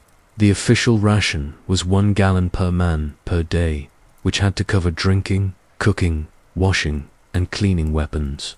In practice, soldiers were lucky to get half that amount, and the water that did arrive was often contaminated with everything, from mud to worse things that nobody wanted to think about too carefully. Personal hygiene in the trenches was a concept that existed mainly in the imagination of staff officers who lived in comfortable chateau miles behind the lines. Soldiers might go weeks without a proper bath, and their uniforms became so encrusted with mud, blood, and other substances that they could practically stand up by themselves. The result was an ecosystem of parasites that would have fascinated biologists if biologists had been interested in studying creatures that lived exclusively on unwashed soldiers. Lice were perhaps the most democratic aspect of trench warfare, affecting officers and enlisted men with equal enthusiasm. These tiny creatures, which soldiers called cooties, lived in the seams of uniforms and emerged at night to feast on their hosts. Soldiers developed elaborate rituals for chatting, which involved running a candle flame along the seams of their clothing to kill the lice, though this was about as effective as trying to empty the ocean with a teaspoon. Rats were another constant companion in the trenches, and these weren't the small, timid creatures you might find in a city basement. Trench rats were enormous, well-fed specimens that had grown fat on the abundant supply of corpses that littered no man's land. They were fearless, intelligent, and had developed a taste for human flesh that made them particularly unwelcome dinner guests. The psychological impact of trench warfare was as devastating as the physical conditions. Soldiers lived in a state of constant tension, never knowing when the next shell would land or the next sniper's bullet would find its mark. The sound of incoming artillery became so familiar that experienced soldiers could identify the type of shell by its whistle and calculate where it would land with remarkable accuracy. Shell shock, as it was then called, became increasingly common as the war progressed. Soldiers who had been perfectly normal before the war would suddenly break down, unable to function in the face of constant stress and horror. The military medical establishment initially dismissed shell shock as cowardice or malingering, but the sheer number of cases eventually forced them to recognize it as a genuine medical condition. The treatment for shell shock was often worse than the condition itself. Soldiers who broke down were sometimes shot for cowardice, while others were subjected to primitive psychiatric treatments that included electric shock, therapy, and other procedures that would be considered torture by modern standards. The lucky ones were simply sent to hospitals behind the lines, where they could recover in relative safety before being sent back to the trenches. Night was when the trenches came alive with activity. Under cover of darkness, soldiers would venture into no man's land to repair wire, gather intelligence, or attempt to capture prisoners. These night raids were among the most dangerous activities of trench warfare, requiring soldiers to crawl through a landscape of shell holes and barbed wire while trying to avoid enemy patrols, booby traps, and their own nervous sentries. The space between the trenches, no man's land, was a hellscape that defied description. Shell holes filled with stagnant water dotted the landscape like craters on the moon. Barbed wire, some of it electrified, stretched in tangled masses that could trap a man and leave him helpless under enemy fire. Corpses in various stages of decomposition lay scattered across the ground, some hanging on the wire like grotesque scarecrows. The smell of no man's land was something that veterans would remember for the rest of their lives. It was a combination of cordite, poison gas, rotting flesh, and human waste that created an odor so distinctive that soldiers could identify it years later. Gas masks provided some protection against chemical weapons, but they did nothing to filter out the stench of industrial-scale death. Communication in the trenches was a constant challenge. Telephone lines were frequently cut by artillery fire, forcing soldiers to rely on runners who had to sprint across open ground under enemy fire. Signal lamps and flags could be used during daylight, but they also attracted sniper fire. Carrier pigeons were surprisingly effective, though they had an unfortunate tendency to be shot down by bored soldiers on both sides. The trench system created its own economy, with soldiers trading everything from cigarettes to souvenirs taken from enemy dead. Cigarettes became a universal currency, more valuable than money since money couldn't be smoked and smoking was one of the few pleasures available in the trenches. Soldiers would trade their rations, their equipment, and sometimes their lives for a few cigarettes to help them get through another day in hell. Despite the horrific conditions, soldiers developed a remarkable esprit de corps that helped them survive the ordeal. They created their own newspapers, organized entertainment, and developed elaborate practical jokes that helped maintain morale. The famous Christmas truce of 1914, when soldiers on both sides spontaneously stopped fighting to exchange gifts and play football, was just the most famous example of the humanity that persisted even in the most inhuman conditions. The trenches had become a world unto themselves, with their own rules, customs, and culture. It was a world where death was random and constant, where courage and cowardice were often indistinguishable, and where the only certainty was that tomorrow would be much like today, except that some of the faces would be missing. This was the reality of the Western Front, not the glorious adventure that young men had enlisted for, but a grinding, mechanical process of destruction that consumed human beings with industrial efficiency. It was a preview of the 20th century's capacity for organized violence, and it would continue for 4 long years until the participants were too exhausted to continue. The trenches had become home to an entire generation, and for many of them, it would be the last home they would ever know. Chapter 8: The Eastern Front, where empires go to die.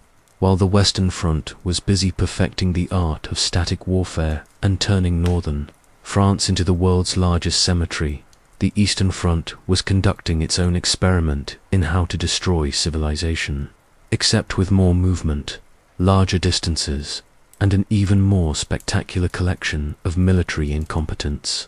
If the Western Front was hell, then the Eastern Front was hell, with a much larger parking lot and significantly worse management.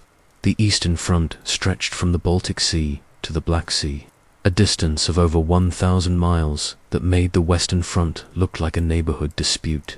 This vast expanse of territory encompassed some of the most strategically important and ethnically complicated regions in Europe, including East Prussia, Poland, Galicia, and the approaches to both Berlin and Moscow.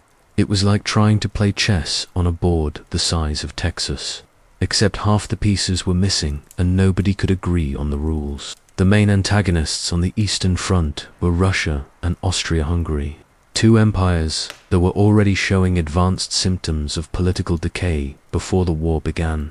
Russia was an autocracy held together by tradition, bureaucratic inertia, and the occasional pogrom, while Austria-Hungary was a dual monarchy that contained so many different ethnic groups that its army had to issue orders in 11 different languages. It was like watching two terminally ill patients trying to beat each other to death with their crutches. The Russian army was a fascinating study in contradictions. On paper, it was enormous, with millions of men under arms and reserves that seemed inexhaustible. In practice, it was a logistical nightmare commanded by generals who had learnt their trade fighting colonial wars against opponents armed with spears and righteous indignation. The Russian soldier was brave, hardy, and capable of enduring hardships that would have broken Western armies. But he was also poorly equipped, inadequately trained, and led by officers who often viewed their own men as a greater threat than the enemy. The Austro-Hungarian army was even more problematic.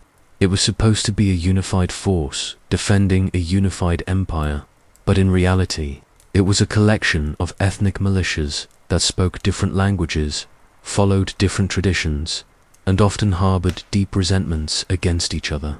Czech units were known to surrender to the Russians en masse, not because they were cowards, but because they saw the war as an opportunity to escape Austrian rule. It was like trying to fight a war with an army that was simultaneously experiencing a civil war. The opening moves on the Eastern Front were characterized by the kind of strategic confusion that would have been comical if it hadn't resulted in hundreds of thousands of casualties. The Russian plan called for simultaneous offensives against both Germany and Austria-Hungary, which was ambitious considering that the Russian army had trouble organizing simultaneous breakfast service in its own mess halls. The Russian invasion of East Prussia began in August 1914, with two armies advancing from different directions under generals who disliked each other almost as much as they disliked the Germans. General Pavel Rennenkampf commanded the First Army advancing from the east, while General Alexander Samsonov led the Second Army from the south. The plan was for these two armies to converge and crush the German defenders in a classic pincer movement, which would have been brilliant if Rennenkampf and Samsonov had been willing to coordinate their movements or even communicate with each other. The German defense of East Prussia was commanded by General Maximilian von Prittwitz, a man whose military talents were roughly equivalent to those of a moderately intelligent houseplant.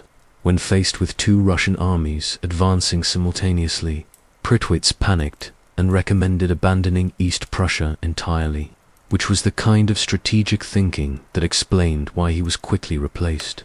His replacement was the team of General Paul von Hindenburg and General Erich Ludendorff, a partnership that would become legendary in German military history. Hindenburg was a retired general who had been recalled to service and whose main qualification was that he looked like a Prussian general should look: imposing, confident, and capable of inspiring confidence even when he had no idea what he was doing. Ludendorff was the actual brains of the operation, a brilliant staff officer who understood modern warfare and had the energy to implement his ideas. The Battle of Tannenberg, fought from August 26th to 30th, 1914, was a masterpiece of military planning and execution that demonstrated what could happen when competent generals faced incompetent opponents.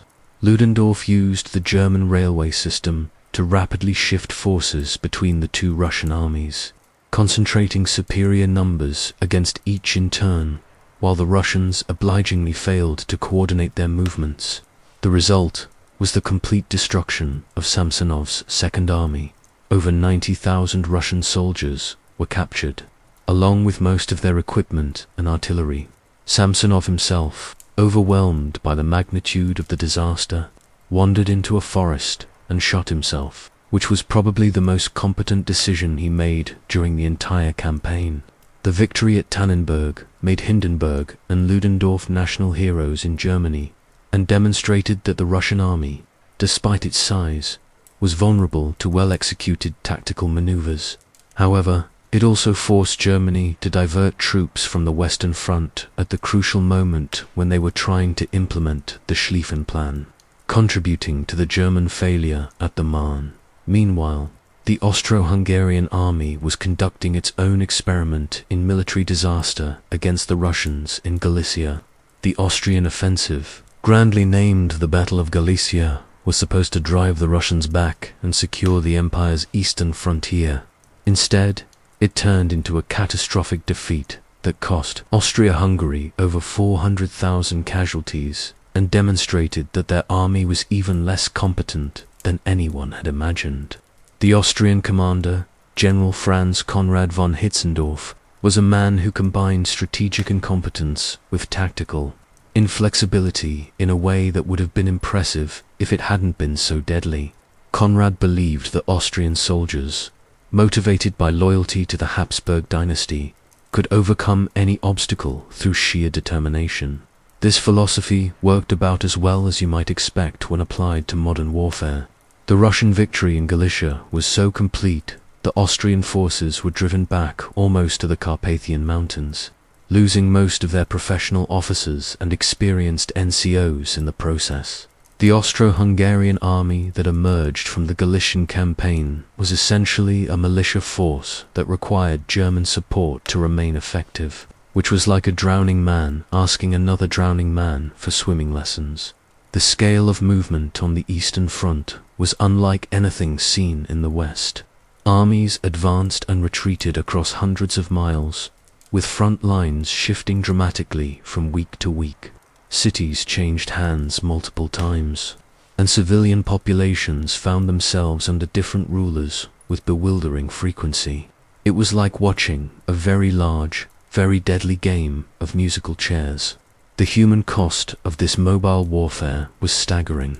Unlike the Western Front, where casualties were concentrated in relatively small areas, the Eastern Front spread its destruction across vast territories.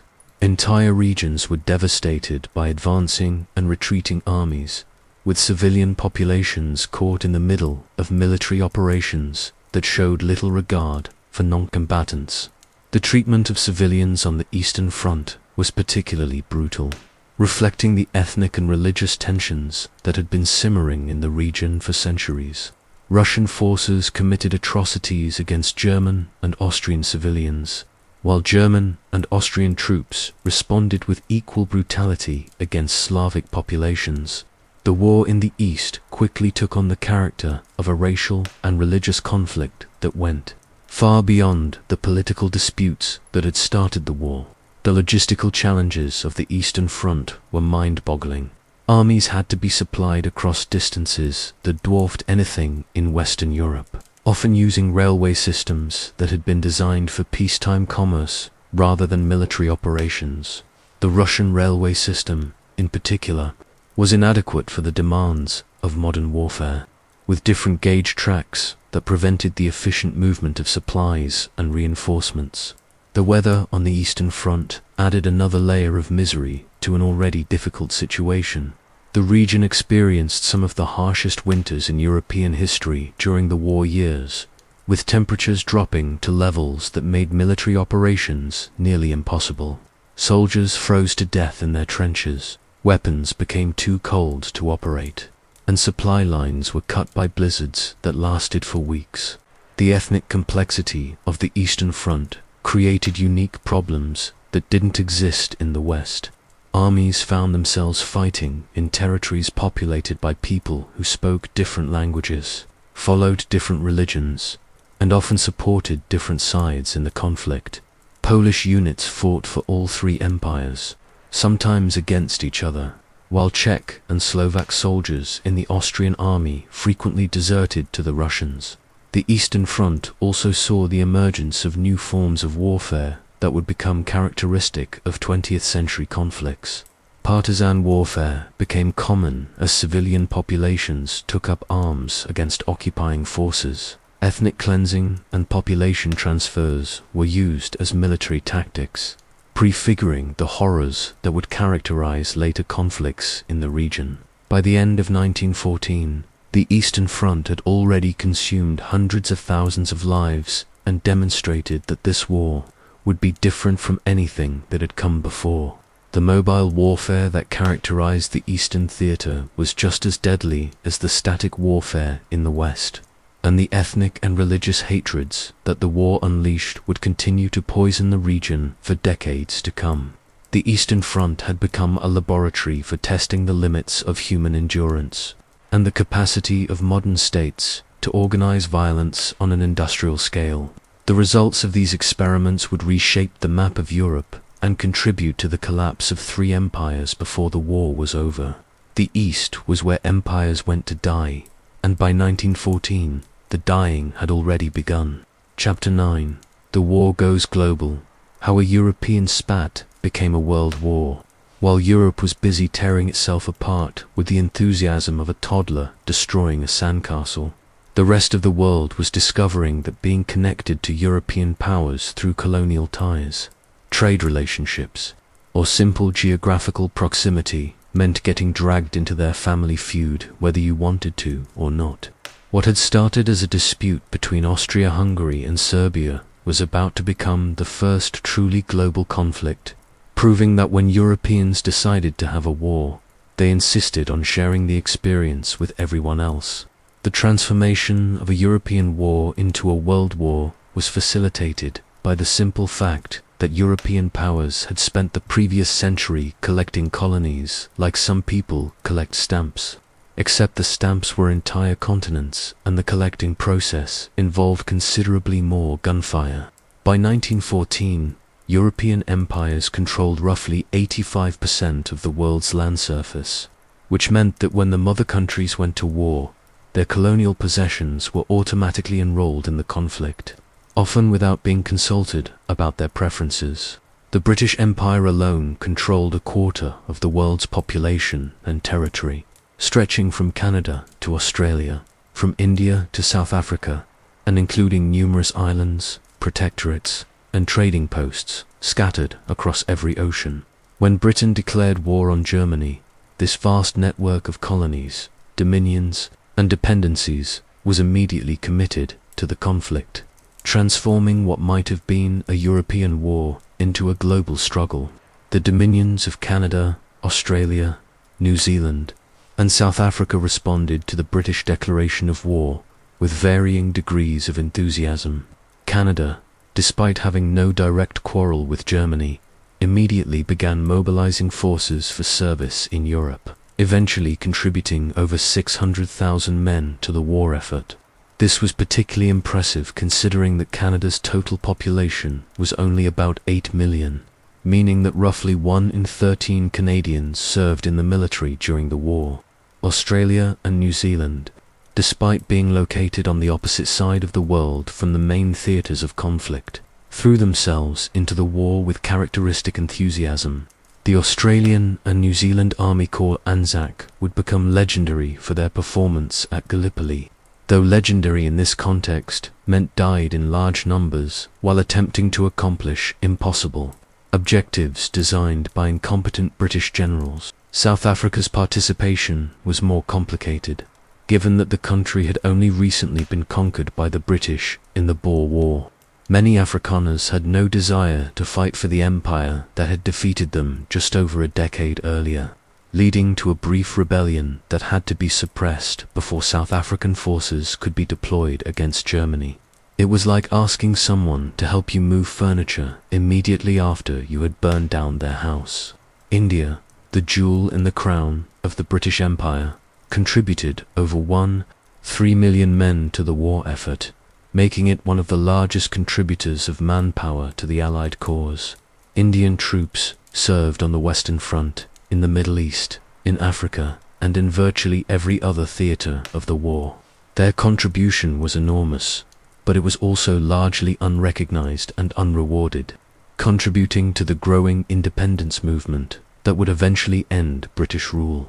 The German Empire, not to be outdone in the colonial competition, had assembled its own collection of overseas territories, though their empire was considerably smaller and less profitable than those of their rivals. German colonies in Africa, the Pacific, and China were immediately targeted by Allied forces, leading to campaigns in some of the most remote and inhospitable regions on Earth. German East Africa, under the command of Colonel Paul von Lettow-Vorbeck, became the site of one of the most remarkable military campaigns of the war.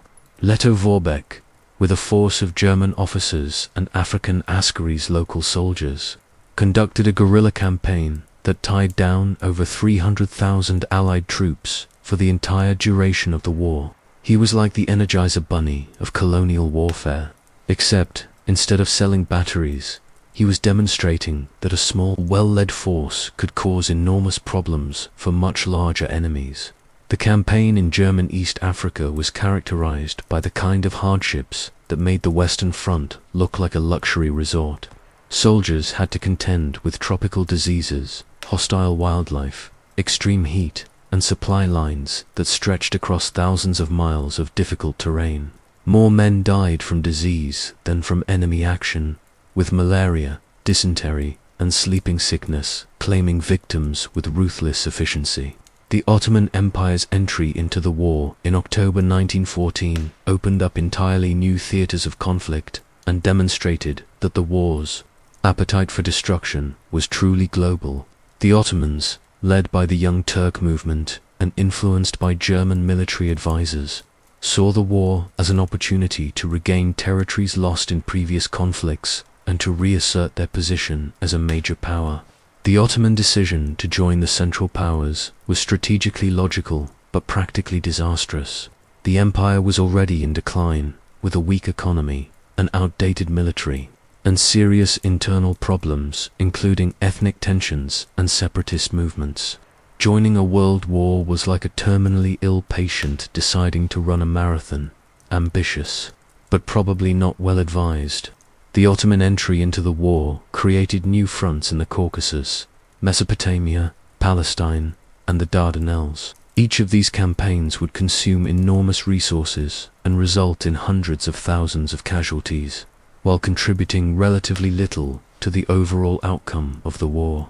It was like opening multiple new restaurants when you couldn't properly manage the ones you already had. The Gallipoli campaign, launched by the British in 1915, was supposed to knock the Ottoman Empire out of the war and open a supply route to Russia through the Dardanelles. Instead, it became a bloody stalemate that demonstrated that the British were capable of creating their own version of trench warfare in one of the most beautiful and historically significant locations in the world. The campaign was the brainchild of Winston Churchill, then First Lord of the Admiralty, who believed that a naval attack on the Dardanelles could force the straits and allow Allied ships to reach Constantinople. When the naval attack failed, it was followed by an amphibious assault that landed Allied forces on the Gallipoli Peninsula, where they became trapped in positions that made the Western Front look spacious and comfortable. The fighting at Gallipoli was characterized by the same futile frontal assaults and enormous casualties that characterized warfare elsewhere, but with the added complications of extreme heat, dysentery, and terrain that seemed designed by someone who hated military operations. The campaign lasted 8 months, cost over 250,000 Allied casualties, and accomplished absolutely nothing except demonstrating that incompetent generalship was not limited to the Western Front. The war in the Middle East also saw the emergence of one of the conflict's most romantic figures, T.E. Lawrence, better known as Lawrence of Arabia. Lawrence, a British intelligence officer with a talent for self-promotion and a flair for dramatic gestures, helped organize the Arab revolt against Ottoman rule, leading Bedouin forces in a guerrilla campaign that captured the popular imagination and several strategically important railway junctions. Lawrence's campaign was militarily significant, but strategically limited. The Arab forces he led were effective at disrupting Ottoman supply lines and tying down Turkish troops, but they were incapable of decisive action against well-defended positions. Lawrence himself was a complex figure who combined genuine military talent with a talent for mythology that would have impressed P.T. Barnum. The war at sea transformed from a gentleman's game played by professional navies into a ruthless campaign of economic warfare that targeted civilian shipping and neutral commerce. The German U-boat campaign was designed to starve Britain into submission by sinking merchant ships faster than they could be replaced, while the British naval blockade aimed to do the same thing to Germany through more traditional means. The U-boat campaign was militarily effective, but politically disastrous for Germany. The sinking of passenger ships like the Lusitania in 1915 turned world opinion against Germany and contributed to the eventual American entry into the war. It was like trying to win a boxing match by punching spectators. It might be tactically effective, but it wasn't going to make you popular with the judges. The global nature of the conflict also meant that the war's economic impact was felt worldwide. Trade routes were disrupted, commodity prices fluctuated wildly, and entire industries were reorganized to support the war effort. Countries that had never heard of Sarajevo found their economies transformed by the demands of a European conflict, demonstrating the interconnected nature of the modern world economy. The war's global reach also accelerated social and political changes that had been developing for decades. Colonial populations who had been promised equality in exchange for their military service began demanding political rights. Women entered the workforce in unprecedented numbers to replace men who had gone to war, and traditional social hierarchies were challenged by the demands of total war. By 1915, the war had spread to every continent except Antarctica, and even Antarctica was probably only spared because nobody had figured out how to militarize penguins. What had started as a European family feud had become a global catastrophe that would reshape the world order and demonstrate that in the modern era, no conflict could remain truly local. The war had gone global, and the world would never be the same. Chapter 10: The Chemistry of Death, Poison Gas, and the Industrialization of Horror. By 1915, the generals on both sides of the Western Front were facing a problem that would have challenged the greatest military minds in history. How do you break through enemy lines when those lines are defended by machine guns, artillery, and enough barbed wire to fence in a small country? The traditional answer would have been to find a clever tactical solution, or perhaps wait for better weather.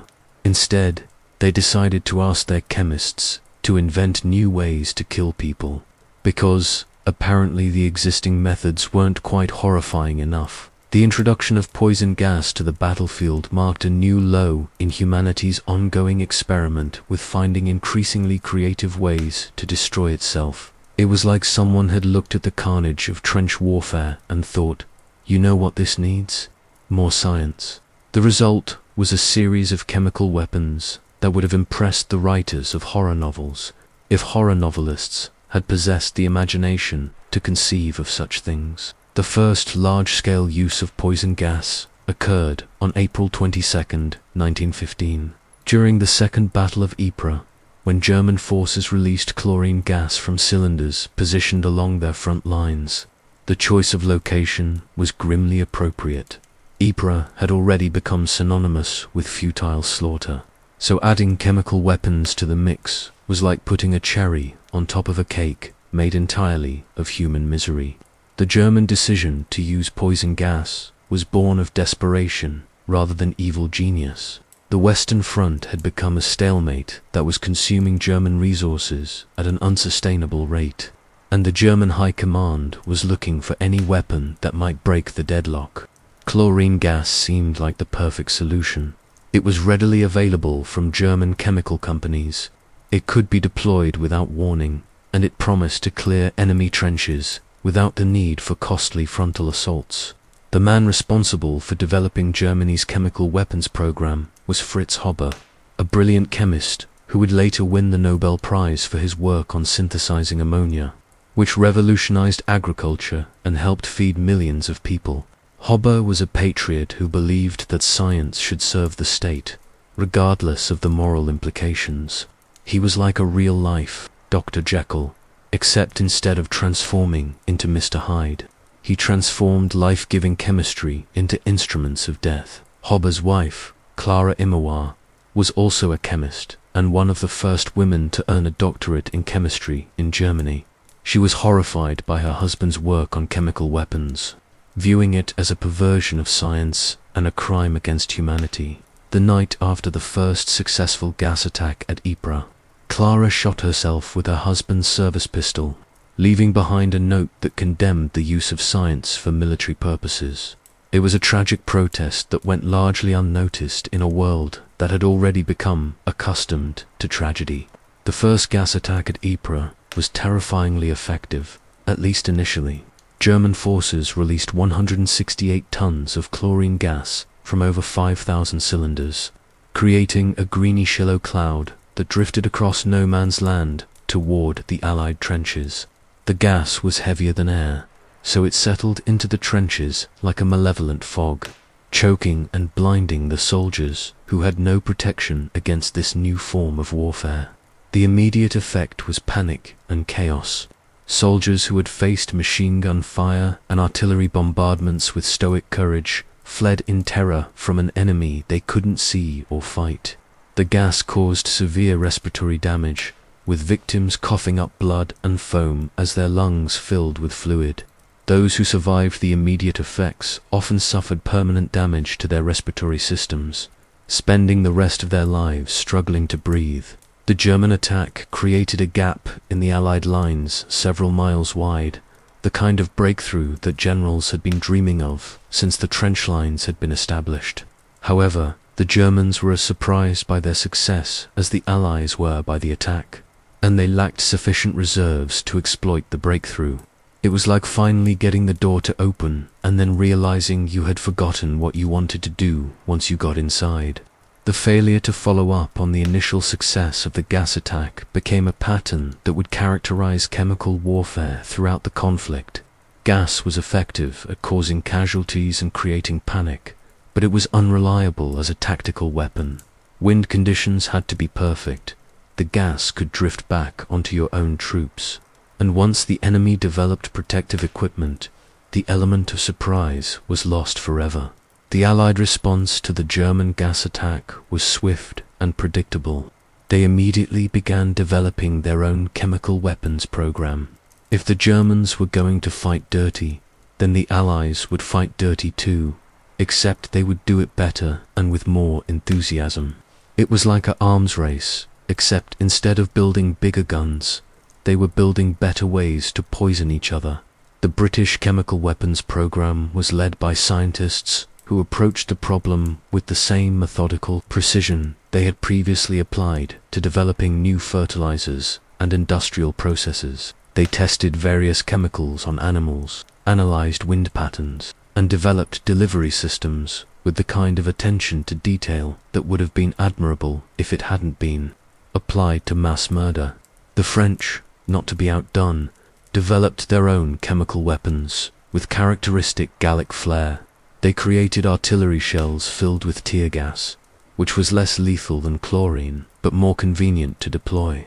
French chemists also experimented with various toxic compounds, approaching chemical warfare with the same creativity they applied to cuisine. Except, instead of creating new flavors, they were creating new forms of agony. The development of gas masks and other protective equipment turned chemical warfare into a technological arms race between offensive and defensive capabilities. Early gas masks were primitive affairs made from cloth soaked in various chemicals, which provided minimal protection and made breathing difficult. Soldiers looked like they were wearing the heads of giant insects, which was appropriate since they were engaged in a form of warfare that seemed to have been designed by particularly malevolent insects. As protective equipment improved, chemists developed new and more deadly gases to overcome the defenses. Phosgene gas was introduced because it was more toxic than chlorine and harder to detect. Mustard gas was developed because it could penetrate clothing and protective equipment, causing severe burns and blistering. Each new chemical weapon was an escalation in the ongoing competition to find more effective ways to kill and maim. Mustard gas, introduced by the Germans in 1917, was perhaps the most insidious of the chemical weapons used during the war.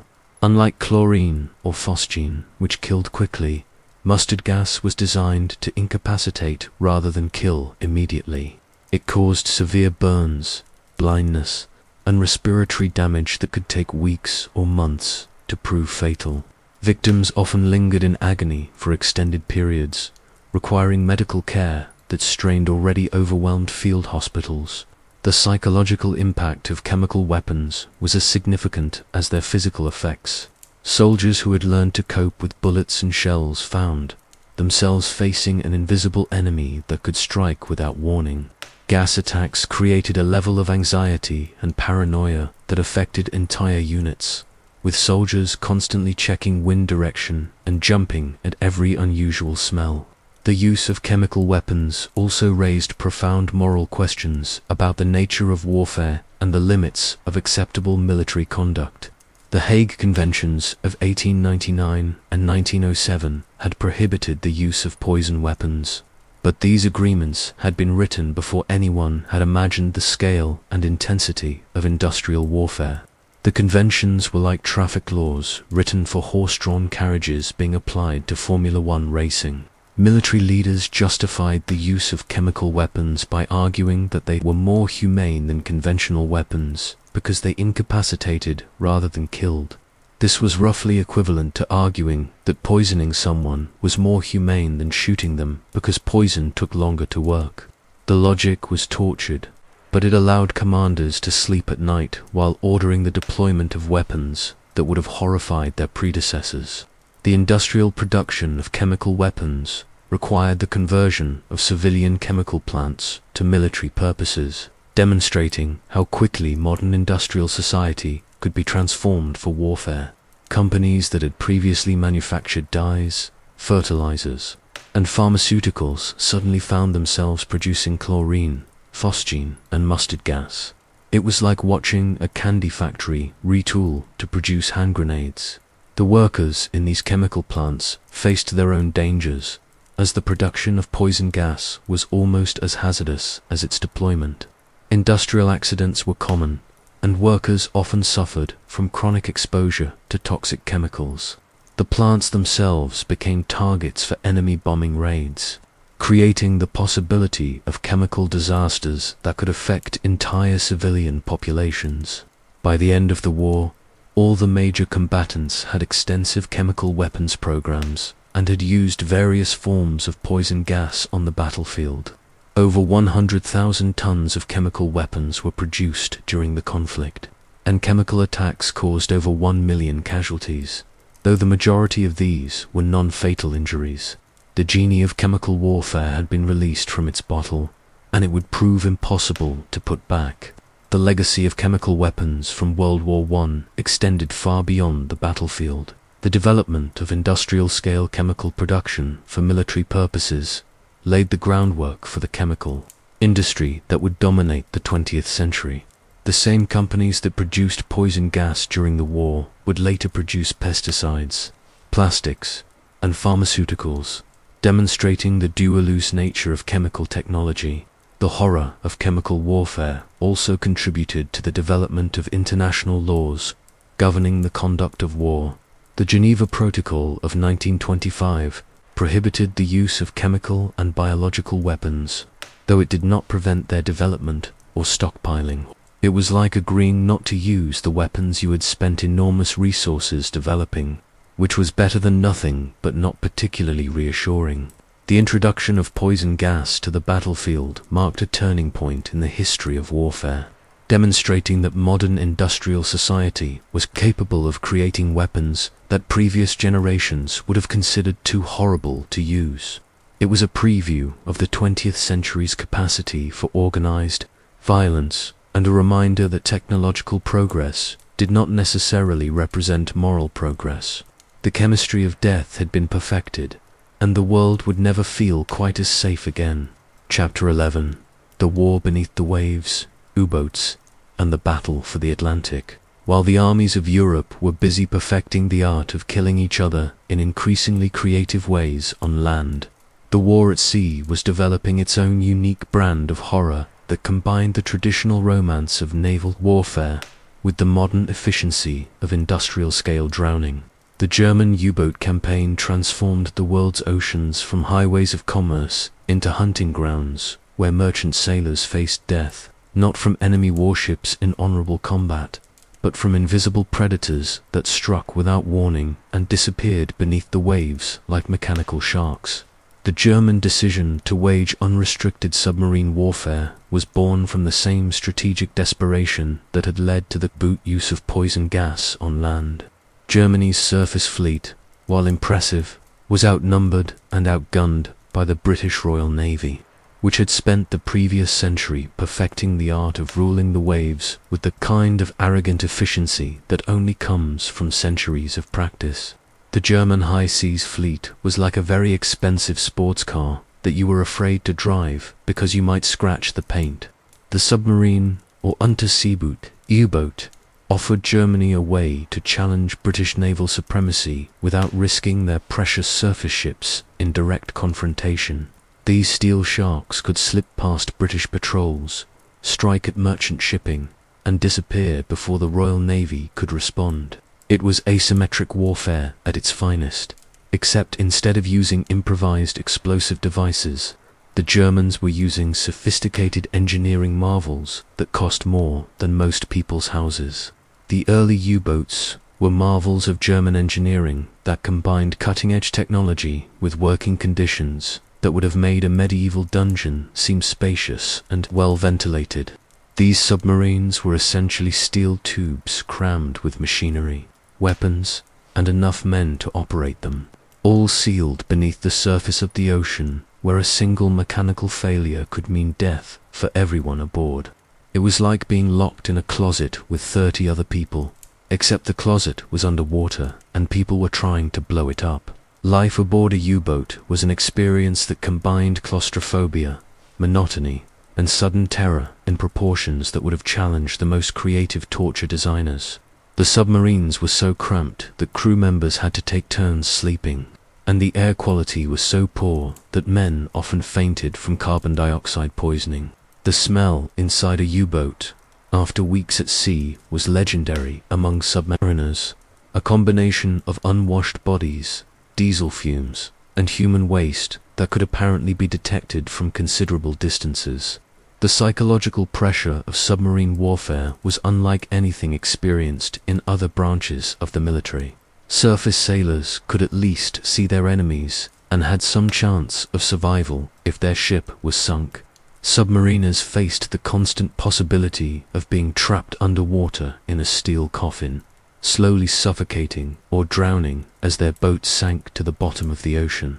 It was like playing Russian roulette, except instead of one bullet, the gun was loaded with depth charges, mines, and the ever-present possibility of mechanical failure. The German U-boat campaign began in earnest in February 1915, when Germany declared the waters around the British Isles a war zone where any ship, including those of neutral nations, could be sunk without warning. This was a radical departure from traditional naval warfare, which had operated under prize rules that required warships to stop merchant vessels, search them for contraband, and provide for the safety of passengers and crew before sinking them. The Germans had essentially decided that chivalry was a luxury they could no longer afford. The most famous victim of the U-boat campaign was the RMS Lusitania, a British passenger liner that was torpedoed off the coast of Ireland on May 7, 1915. The Lusitania sank in just 18 minutes, taking with it 1,198 passengers and crew, including 128 Americans. The sinking caused international outrage and provided the Allies with a propaganda victory that was worth more than a dozen military victories. The German justification for sinking the Lusitania was that the ship was carrying munitions and was therefore a legitimate military target. This was technically true, as the Lusitania was indeed carrying rifle ammunition and artillery shells, in addition to its civilian passengers.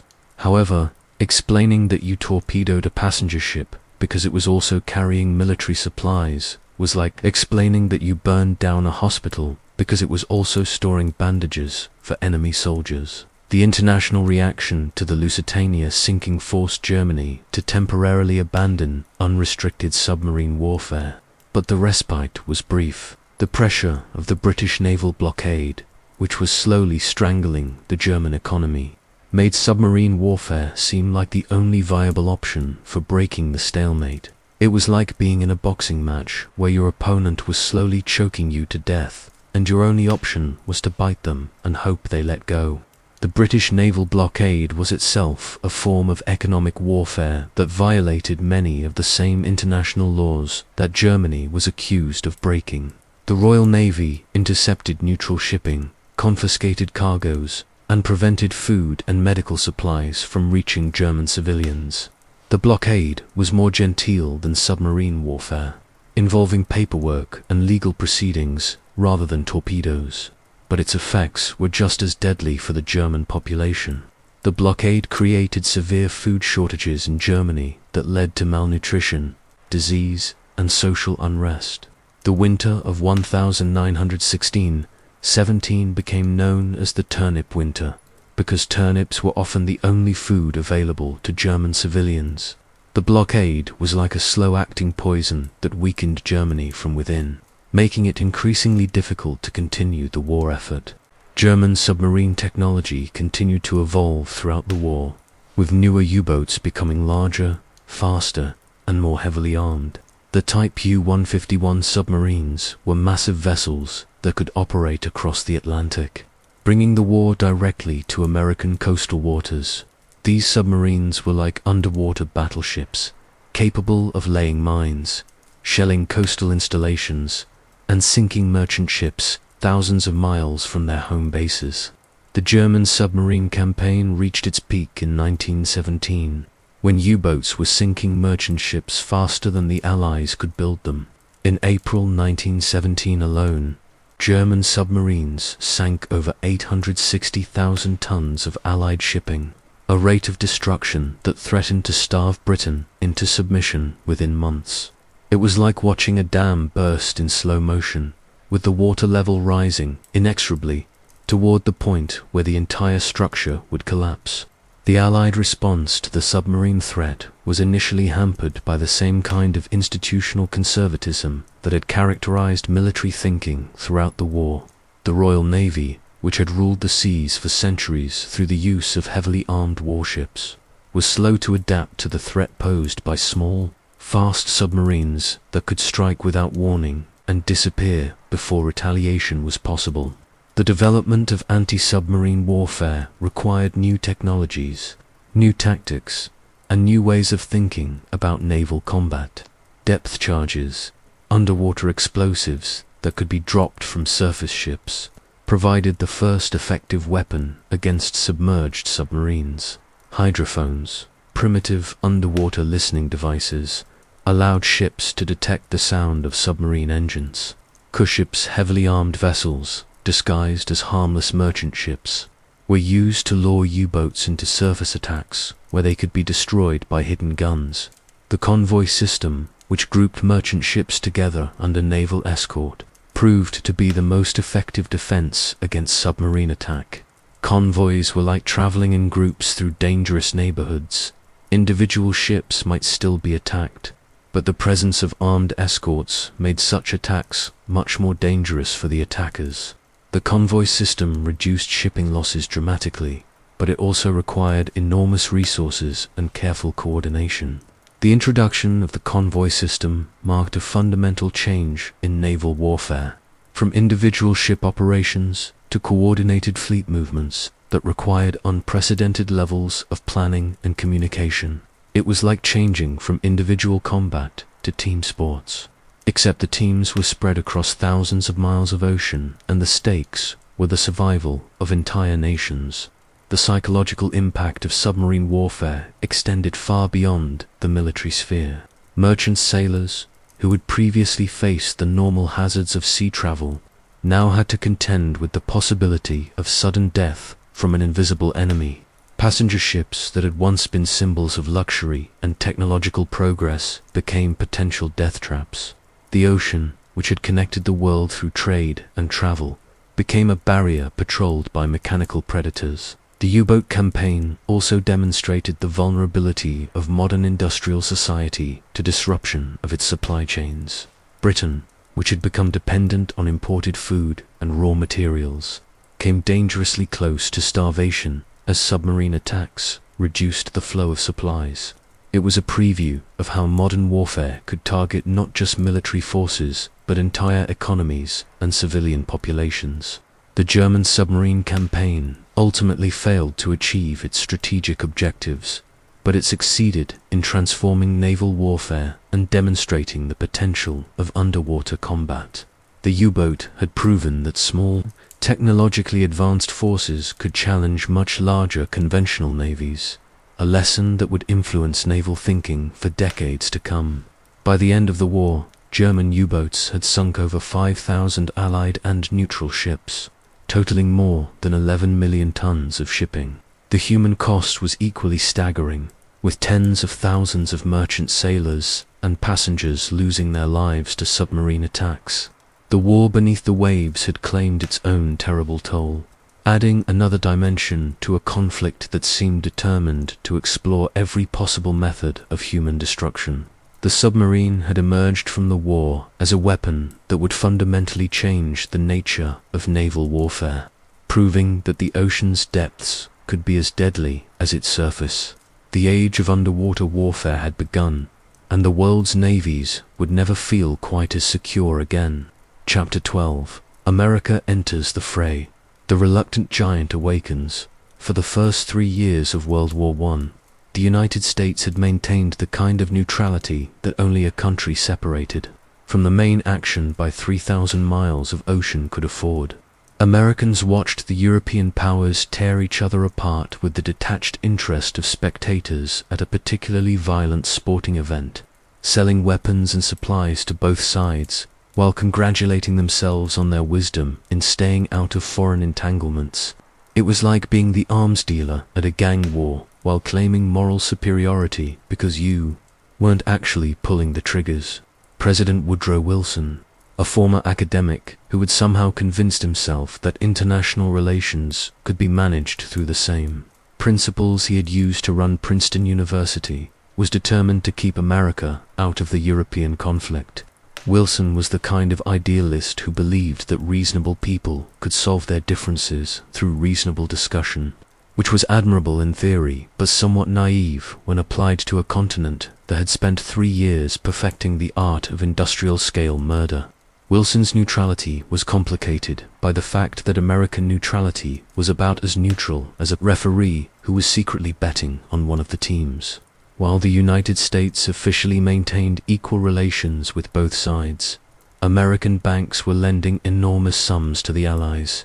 American factories were producing weapons and supplies for Britain and France, and American public opinion was increasingly sympathetic to the Allied cause, especially after German submarines started sinking ships with American passengers aboard. The German decision to resume unrestricted submarine warfare in January 1917 was the strategic equivalent of poking a sleeping bear with a stick while standing in the bear's cave. German military leaders understood that bringing America into the war would be catastrophic for their cause, but they calculated that U-boats could starve Britain into submission before American forces could be mobilized and transported to Europe. It was the kind of all-or-nothing gamble that had characterized German strategy throughout the war, and like most of their previous gambles, it was based on optimistic assumptions about their own capabilities and pessimistic assumptions about their enemies. Resolve. The immediate trigger for American entry into the war was the infamous Zimmermann telegram, a diplomatic communication that demonstrated that German intelligence services had apparently learned their tradecraft from a correspondence course in how to alienate potential allies. The telegram, sent by German Foreign Secretary Arthur Zimmermann to the German ambassador in Mexico, proposed a military alliance between Germany and Mexico in the event that the United States entered the war. In exchange for Mexican support, Germany promised to help Mexico recover the territories it had lost to the United States in the Mexican-American War, including Texas, New Mexico, and Arizona. The Zimmermann telegram was intercepted and decoded by British intelligence, who passed it along to the American government with the kind of helpful timing that suggested they had been saving it for just the right moment. The revelation that Germany was plotting to encourage Mexico to invade the United States had roughly the same effect on American public opinion as discovering that your neighbor had been planning to burn down your house while you were on vacation. The telegram was particularly inflammatory because it touched on American fears about immigration and border security that had been simmering for decades.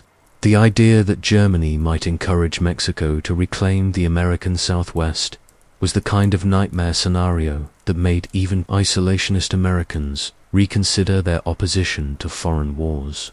It was like finding out that the quiet kid in your class had been planning to team up with the school bully to steal your lunch money. Wilson's decision to ask Congress for a declaration of war was presented in terms that would have made his former students proud. His war message on April 2nd, 1917, declared that the world must be made safe for democracy, a phrase that sounded noble and inspiring but was somewhat undermined by the fact that America was allying itself with Tsarist Russia, which was about as democratic as a medieval monarchy with better uniforms. The American declaration of war on April 6, 1917, was greeted with enthusiasm by the Allies and resignation by the Germans, who understood that they had just added a country with unlimited industrial capacity and a population of over 100 million to their list of enemies. It was like being in a bar fight and suddenly realizing that the biggest guy in the room had just joined the other side. However, declaring war and actually fighting it were two very different things. As the Americans quickly discovered, the United States Army in 1917 consisted of about 130,000 men, which was smaller than some of the individual battles that had been fought on the Western Front. The American military was experienced in fighting small colonial wars against opponents armed with obsolete weapons, not industrial conflicts against enemies who had spent 3 years perfecting the art of mass destruction. The American mobilization effort was a logistical undertaking that dwarfed anything the country had previously attempted. The Selective Service Act of 1917 required all men between the ages of 21 and 32 register for military service, eventually expanding to include men from 18 to 45. Over 24 million men registered for the draft, and nearly 3 million were eventually inducted into military service. It was like trying to organize the world's largest summer camp, except the camp activities included learning how to kill people with bayonets. Training the American Expeditionary Force, AEF, required building entire cities from scratch to house and train the new recruits. Camp Devens in Massachusetts, Camp Funston in Kansas, and dozens of other training facilities sprang up across the country, each housing tens of thousands of men who were learning the basics of military life while their instructors tried to figure out how to prepare them for the realities of trench warfare. The American approach to military training reflected the national character in ways that were both admirable and problematic. American officers emphasized individual initiative and marksmanship, skills that had served well in previous conflicts, but were of limited value in the static warfare of the Western Front. The Americans were like a basketball team that had been training for years to play basketball, only to discover that the actual game was underwater hockey. The transportation of American forces to Europe required solving logistical problems that would have challenged the ancient Romans. If the Romans had needed to move millions of men across an ocean patrolled by submarines, German U-boats were sinking Allied shipping at an alarming rate, and every transport ship that carried American soldiers to Europe was a potential target for submarine attack. It was like trying to move your entire extended family across a lake while someone was shooting at the boats. The solution was the convoy system, which grouped transport ships together under heavy naval escort. The convoys were like armored buses for soldiers, providing protection through strength in numbers and coordinated defense. The system worked, but it required enormous resources and careful timing to ensure that ships arrived safely and on schedule. The first American troops arrived in France in June 1917, led by General John J. Pershing, a career officer who had earned his reputation fighting in the Philippines and Mexico. Pershing was tasked with building an American army in Europe while navigating the complex politics of coalition warfare, a challenge that required diplomatic skills that weren't typically taught at West Point. The Allied commanders, desperate for reinforcements after 3 years of horrific casualties, wanted to integrate American troops into existing British and French units as replacements for their own losses. This made perfect sense from a military standpoint, since American troops could benefit from the experience of veterans who had survived years of trench warfare. However, Pershing insisted on maintaining American units under American command, arguing that the AEF should fight as an independent force rather than as reinforcements for Allied armies. Pershing's insistence on American independence was partly motivated by national pride and partly by his understanding that American public opinion would not support a war where American soldiers served under foreign commanders. It was also influenced by his observation that 3 years of trench warfare had produced a defensive mentality among Allied commanders that emphasized survival over victory. Pershing believed that American troops, with their emphasis on offensive action and individual initiative, could break the stalemate that had characterized the Western Front. The American entry into the war had immediate psychological effects that went far beyond the actual military contribution. The knowledge that millions of fresh American troops would eventually arrive in Europe gave the Allies hope that they could outlast the Central Powers in a war of attrition. Conversely, the prospect of facing an enemy with unlimited resources and manpower convinced many Germans that the war was ultimately unwinnable. The American industrial contribution to the war effort was even more significant than the military contribution. American factories, which had been producing weapons and supplies for the Allies since 1914, now shifted into high gear to support the American war effort as well. The United States became the arsenal of democracy, producing everything from rifles to artillery, shells to the steel needed for shipbuilding. The mobilization of American industry required unprecedented cooperation between government and business, creating new forms of economic organization that would influence American capitalism for decades to come. The War Industries Board, led by financier Bernard Baruch, coordinated production, priorities, and allocated resources with the kind of central planning that would have been unthinkable in peacetime. It was like turning the entire American economy into a single, giant corporation dedicated to winning the war. The American entry into the war also accelerated social changes that had been developing for decades. Women entered the workforce in unprecedented numbers to replace men who had gone to war. African Americans migrated from the rural South to industrial cities in the North, and immigrants from dozens of countries found themselves working together in factories and training camps.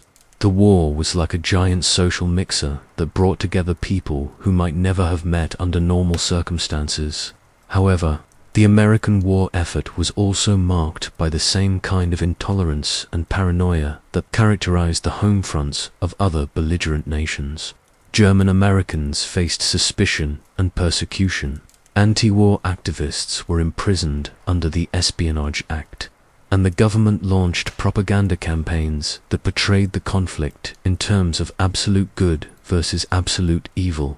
By the end of 1917, American forces were beginning to arrive in Europe in significant numbers, though they were still months away from being ready for major combat operations. The American entry into the war had fundamentally changed the strategic balance, giving the Allies access to resources and manpower that the Central Powers could not match.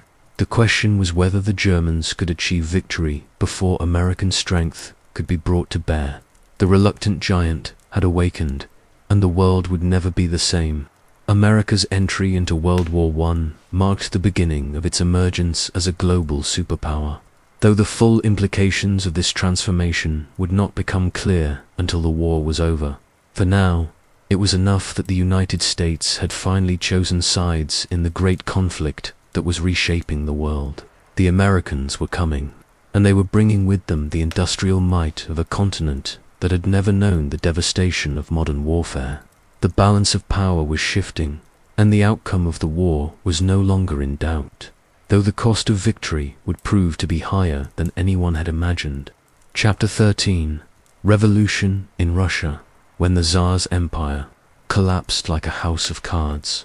While the Western Front was busy demonstrating the limits of human endurance, and the Eastern Front was showcasing the creative possibilities of military incompetence, Russia was conducting its own experiment in how quickly a centuries-old empire could collapse when subjected to the stresses of modern warfare. The Russian Revolution of 1917 was like watching a massive building that had been slowly cracking for decades suddenly collapse all at once, taking with it not just the Romanov dynasty, but the entire social and political order that had governed the world's largest country for over 300 years. The Russian Empire in 1917 was a fascinating study in contradictions. A country that spanned 11 time zones but couldn't coordinate a military operation across a single front.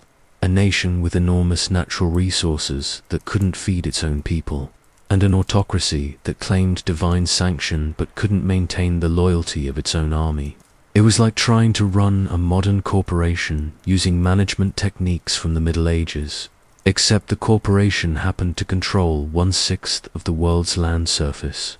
Tsar Nicholas II, the man nominally in charge of this crumbling edifice, was perhaps the most spectacularly unqualified ruler in a century that would produce some truly impressive examples of leadership failure.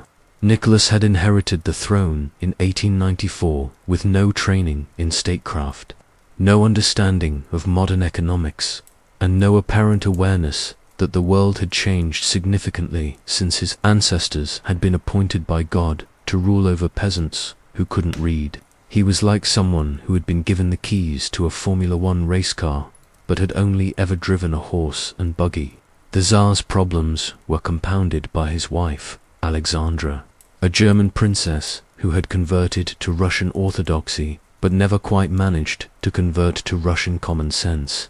Alexandra was convinced that her hemophiliac son, Alexei, could only be cured by Grigory Rasputin, a Siberian peasant who combined genuine mystical abilities with the personal hygiene standards of a medieval hermit. Rasputin's influence over the royal family had turned the Russian court into something resembling a medieval superstition festival, except with more political consequences. The decision to enter World War I had been popular in Russia, at least initially. The Russian people, like their counterparts elsewhere in Europe, had been swept up in the patriotic enthusiasm that accompanied the outbreak of hostilities. Russian soldiers had marched off to war, singing traditional songs and confident that their superior numbers and fighting spirit would quickly overwhelm the Germans and Austrians. This confidence lasted approximately until they encountered modern artillery and machine guns. The Russian military's performance in the early stages of the war had been a masterclass in how not to conduct modern warfare. The disasters at Tannenberg and the Masurian Lakes had cost Russia hundreds of thousands of casualties and demonstrated that Russian generals had learned nothing from the military innovations of the previous half-century. Russian tactics seemed to be based on the assumption that if you threw enough men at a problem, eventually the problem would go away, which worked about as well as you might expect when the problem was equipped with machine guns. By 1917, the Russian army had suffered over 7 million casualties, a number so large that it defied comprehension. Entire villages had lost their male populations, and the army was increasingly composed of reluctant conscripts who had no desire to die for a cause they didn't understand, in a war that seemed to have no end. Russian soldiers were like participants in a marathon who had discovered that the finish line kept moving farther away every time they thought they were getting close. The Russian economy, which had been struggling even before the war, had collapsed under the strain of supporting a military effort that consumed resources faster than they could be produced. The transportation system, never adequate for a country of Russia's size, had broken down completely, leaving cities without food and factories without raw materials. Russian currency had become so worthless that peasants were refusing to accept it in exchange for grain, preferring to barter or simply hoard their crops. The situation in Petrograd, as St. Petersburg, had been renamed to sound less German. In early 1917 was like a preview of the apocalypse. If the apocalypse had been organized by particularly incompetent bureaucrats, bread lines stretched for blocks, fuel was so scarce that people were burning furniture to stay warm, and the government seemed to consist entirely of officials who spent their time writing reports about problems they had no idea how to solve. The February Revolution began, appropriately enough, with a bread riot. On March 8, 1917, February 23rd, in the old Russian calendar, women textile workers in Petrograd took to the streets to protest food shortages and the continuation of the war. What started as a demonstration about bread prices quickly escalated into a general uprising against the Tsarist regime, proving that sometimes the most effective way to overthrow a government is to make it impossible for people to buy groceries. The crucial moment came when the Petrograd garrison, composed largely of war-weary reservists who had no particular loyalty to the Tsar, refused to fire on the demonstrators and instead joined the revolution.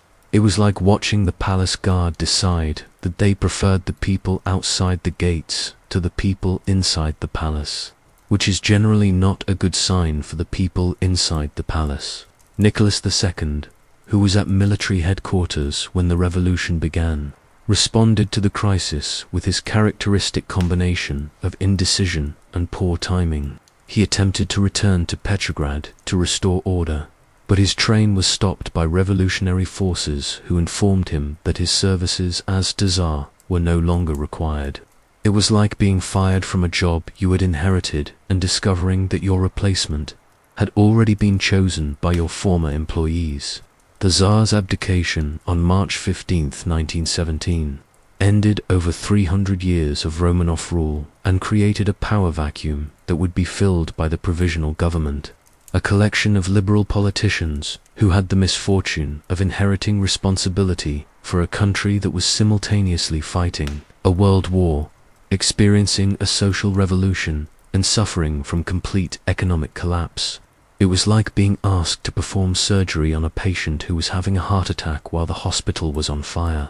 The provisional government, led initially by Prince Georgy Lvov and later by Alexander Kerensky, faced the impossible task of trying to establish democratic government in a country that had no experience with democracy while continuing to fight a war that had already destroyed the previous government.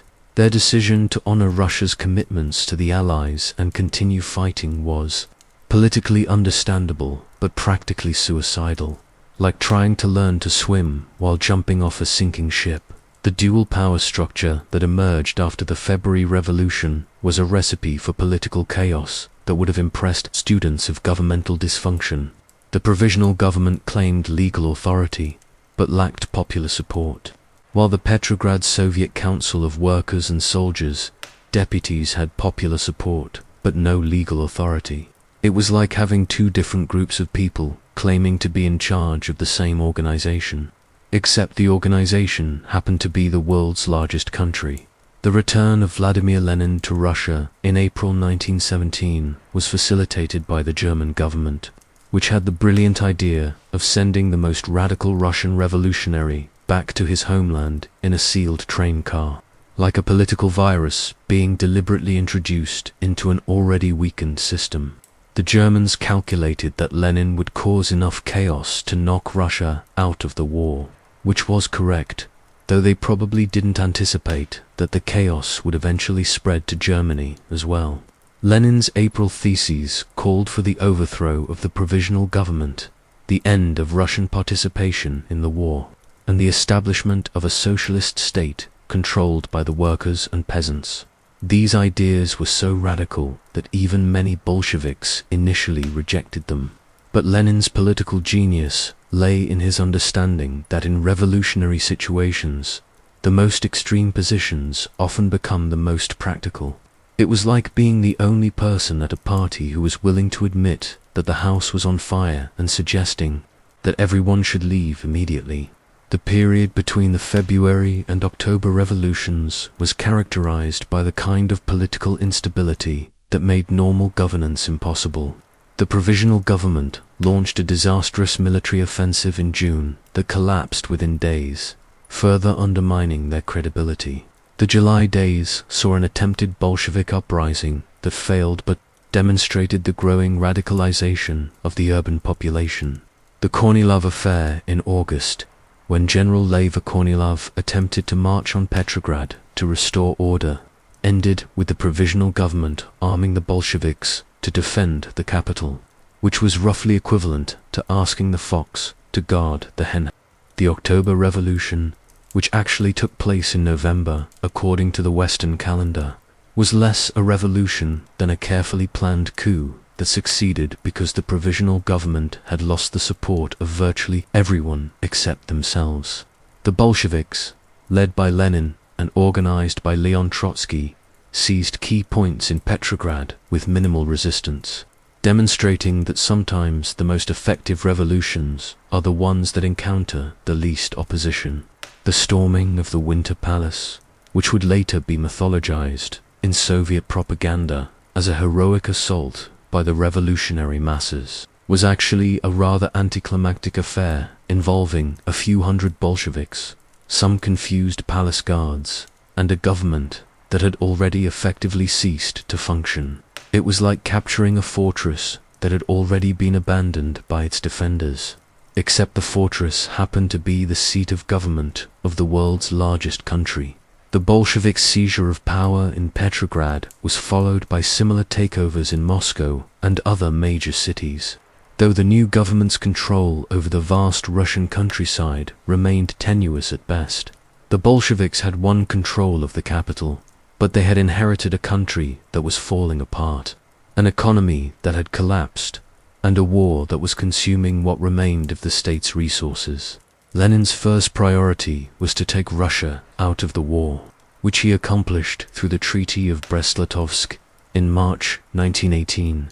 The treaty was a humiliating surrender that gave Germany control over vast territories in Eastern Europe, but it allowed the Bolsheviks to focus on consolidating their power and fighting the civil war that was already beginning to tear the country apart.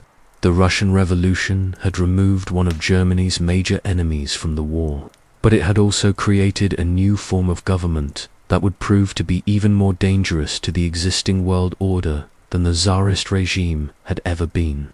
The Bolsheviks had not just overthrown a government, they had declared war on the entire capitalist system and promised to spread their revolution to the rest of the world.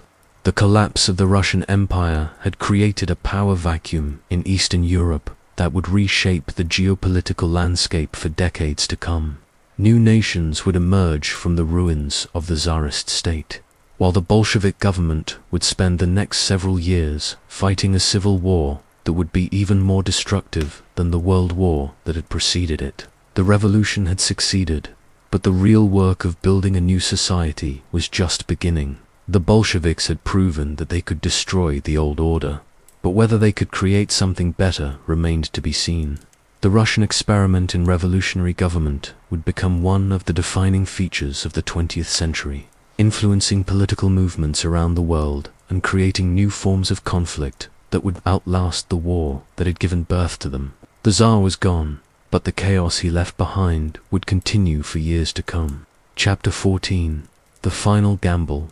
Germany's last desperate offensive. By early 1918, Germany found itself in the position of a poker player who had been steadily losing chips all night and was now facing the choice between folding with dignity or going all-in on a hand that probably wasn't good enough to win. The German High Command, led by the increasingly desperate duo of Field Marshal Paul von Hindenburg and General Erich Ludendorff, decided to bet everything on one final offensive that would either win the war or lose it spectacularly. It was the kind of strategic decision that would have impressed gamblers and horrified accountants. The German situation in early 1918 was like that of a marathon runner who had been leading for most of the race, but was now exhausted, dehydrated, and could see fresh competitors gaining ground behind him. The collapse of Russia had freed up nearly 1 million German troops for service on the Western Front, giving Germany a temporary numerical advantage that wouldn't last once American forces arrived in significant numbers. It was a window of opportunity that was closing rapidly, like trying to catch a train that was already pulling out of the station. Ludendorff, who had effectively become the military dictator of Germany, understood that time was running out. The British naval blockade was slowly strangling the German economy. American troops were arriving in Europe at an accelerating pace, and the German home front was showing signs of the same war weariness that had already toppled the Russian government. Germany needed a decisive victory in the West, and they needed it before the summer of 1918, or they would face the prospect of fighting a war they could no longer win. The plan that emerged was Operation Michael, later known as the Spring Offensive, or the Kaiserslacht Battle, a massive assault designed to break through Allied lines and capture Paris before American reinforcements could tip the balance decisively against Germany. It was an ambitious plan that required everything to go perfectly, which should have been a warning sign given Germany's track record with ambitious plans that required everything to go perfectly. The German strategy was based on new tactical innovations that had been developed on the Eastern Front, where the more mobile nature of warfare had allowed for experimentation with different approaches to breaking through enemy lines. Instead of the prolonged artillery bombardments that had characterized previous offensives, the Germans would use short, intense barrages followed by infiltration tactics that bypassed strongpoints and penetrated deep into enemy territory. The infiltration tactics, developed by Captain Willy Rohr and refined through bitter experience, represented a significant evolution in military thinking. Instead of advancing in waves across no man's land, specially trained stormtroopers would move in small groups, using cover and concealment to penetrate enemy lines at weak points. These assault troops would then advance rapidly into the enemy rear, leaving strong points to be dealt with by follow-up forces. It was like water finding the cracks in a dam, except the water was armed with machine guns and hand grenades. The German preparations for the offensive were conducted with the kind of meticulous planning that had made German engineering famous. Except instead of building bridges or factories, they were organizing the largest military operation in human history. Over 6,000 artillery pieces were concentrated along a 50-mile front, while specially trained assault divisions were moved into position under cover of darkness. The logistical effort required to supply this massive force was staggering, involving the movement of millions of shells, tons of equipment, and hundreds of thousands of men. The offensive began on March 21, 1918, with an artillery bombardment that was heard in London, over 100 miles away. The German guns fired over 3.2 million shells in 5 hours, a rate of fire that exceeded anything previously seen in the war. The bombardment was like a man-made earthquake that shattered Allied trenches, destroyed communication lines, and created a fog of dust and smoke that obscured the battlefield for miles. The initial German assault was devastatingly effective, achieving the kind of breakthrough that had eluded both sides for nearly 4 years. German stormtroopers penetrated up to 40 miles into Allied territory in some sectors, overrunning British positions that had been considered impregnable and capturing thousands of prisoners along with enormous quantities of supplies and equipment. It was like watching a dam burst, with German forces pouring through gaps in the Allied lines like a flood of field grey uniforms. The British Fifth Army, commanded by General Hubert Gough, bore the brunt of the German assault and effectively ceased to exist as a fighting force within 48 hours. Entire divisions were overrun or forced to retreat in disorder, abandoning positions that had been held for years and leaving behind artillery, supplies, and wounded comrades. It was the kind of military disaster that ended careers and toppled governments. Except there wasn't time to assign blame because the Germans were still advancing. The German success created panic in the Allied High Command that bordered on hysteria. Field Marshal Douglas Haig, the British commander, issued orders for his forces to fight with their backs to the wall, while French Marshal Ferdinand Foch was appointed as Supreme Allied Commander with the thankless task of coordinating a defense that seemed to be collapsing in real time. It was like being asked to conduct an orchestra while the concert hall was collapsing around you. However, the German offensive, despite its initial success, began to encounter the same problems that had plagued every major attack since the beginning of trench warfare. The advancing troops outran their supply lines, communication broke down between units, and the assault forces became increasingly exhausted as they pushed deeper into Allied territory. The German army was like a rubber band that had been stretched to its breaking point and was beginning to snap back. The German advance also suffered from a fundamental strategic flaw. Ludendorff had no clear objective beyond breaking through Allied lines. The offensive was tactically brilliant, but strategically incoherent, like a perfectly executed bank robbery where the robbers had forgotten to plan their escape route. German forces advanced rapidly but without a clear destination, allowing the Allies time to reorganize their defenses and bring up reserves. The arrival of American forces at critical points along the front demonstrated that the United States had finally become a significant military factor in the war. American divisions, though inexperienced, were fresh and well-equipped, providing the Allies with reserves that the Germans could not match. The Americans fought with the kind of aggressive enthusiasm that characterized troops who hadn't yet learned to be afraid, which was both inspiring and occasionally suicidal. The Battle of Belleau Wood in June 1918 became a symbol of American determination and German desperation. U.S. Marines, fighting alongside French forces, launched repeated attacks against German positions in a forest that had been turned into a fortress. The fighting was characterized by the kind of close-quarters combat that had been rare since the early days of the war, with Marines and German stormtroopers fighting hand-to-hand among the trees.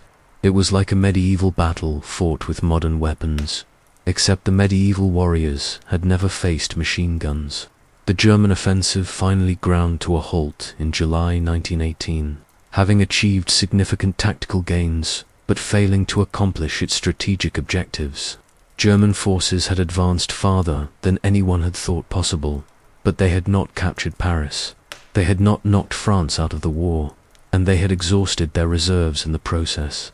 It was like running a marathon at sprint pace, impressive for a while, but ultimately unsustainable. The failure of the spring offensive marked the beginning of the end for Germany. Ludendorff had gambled everything on achieving a decisive victory before American strength could be brought to bear, and he had lost. The German army was still formidable, but it was no longer capable of offensive operations on the scale required to win the war. The initiative had passed to the Allies, who now had the numerical superiority and material resources to launch their own offensives. The psychological impact of the failed offensive was as significant as its military consequences. German soldiers, who had believed that victory was within reach, now faced the prospect of indefinite defensive warfare against increasingly superior enemy forces. The German home front, which had endured years of privation in the hope of eventual victory, began to lose faith in the government's ability to win the war. The spring offensive had also revealed the fundamental weakness of the German position. They could still win battles, but they could no longer win the war. The industrial and demographic advantages of the Allied coalition, reinforced by American entry into the conflict, had created a situation where Germany was fighting a war of attrition that they could not win. It was like being in a boxing match where your opponent had unlimited stamina and you were already exhausted. Ludendorff's gamble had failed, and with it, Germany's last realistic hope of victory. The war would continue for several more months, but the outcome was no longer in doubt. The German army would fight on with characteristic skill and determination, but they were now fighting for better surrender terms rather than for victory. The final gamble had failed, and Germany was about to discover that losing a world war was even more expensive than fighting one. The bill for 4 years of unprecedented destruction was about to come due, and the price would be higher than anyone had imagined. The end was approaching, but it would not come quickly or icily.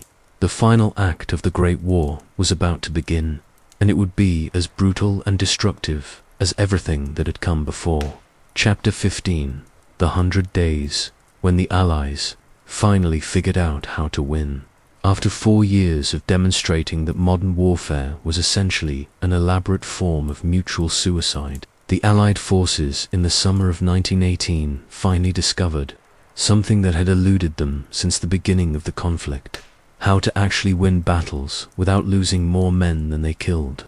The period from August to November 1918, known as the 100 Days Offensive, was like watching a football team that had spent 3.5 seasons fumbling the ball suddenly remember how to play the game. Except the game was industrial warfare, and the stakes were the future of civilization. The transformation of Allied military effectiveness was the result of several factors converging at the same time, like a perfect storm, except instead of destroying things, it was finally destroying the right things. The arrival of American forces in significant numbers provided fresh manpower and equipment, while 4 years of bitter experience had finally taught Allied commanders how to coordinate infantry, artillery, tanks, and aircraft in combined operations that actually worked. The appointment of Marshal Ferdinand Foch, a supreme Allied commander, had created, for the first time, a unified command structure that could coordinate operations across the entire Western Front. Foch was a French general who combined strategic vision with the kind of aggressive optimism that was either inspiring or delusional, depending on your perspective. His philosophy was summed up in his famous declaration that my center is giving way, my right is retreating, situation excellent, I am attacking, which was either brilliant military thinking or the motto of someone who had completely lost touch with reality. The Allied offensive began on August 8, 1918, with the Battle of Amiens, an operation that demonstrated how much military technology and tactics had evolved since the static warfare of 1915-1917. The attack was spearheaded by Canadian and Australian forces, supported by over 400 tanks, and preceded by an artillery barrage that was both shorter and more prolonged bombardments that had characterized earlier offensives. The use of tanks in the Battle of Amiens marked the coming of age of armored warfare, though the tanks of 1918 were still primitive machines that combined the reliability of a 1970s British sports car with the comfort of a medieval torture device. The British Mark V tanks that led the assault were slow, mechanically unreliable, and so hot inside that crew members regularly passed out from heat exhaustion. However, they were also nearly invulnerable to small arms fire and could cross trenches that would stop infantry attacks, making them the closest thing to a wonder weapon that the war had produced. The German response to the tank attacks revealed how much their situation had deteriorated. Since the failure of the spring offensive, German forces, which had once been the most innovative and aggressive army in the world, were now reduced to defensive tactics that relied more on desperation than skill. German soldiers were instructed to attack tanks with hand grenades and rifle fire, which was roughly as effective as trying to stop a charging rhinoceros with harsh language. The psychological impact of the Allied success at Amiens was as significant as its tactical achievements. For the first time since 1914, Allied forces had achieved a decisive breakthrough that couldn't be contained by German counterattacks. German prisoners captured during the battle spoke of low morale, inadequate supplies, and a growing belief that the war was lost.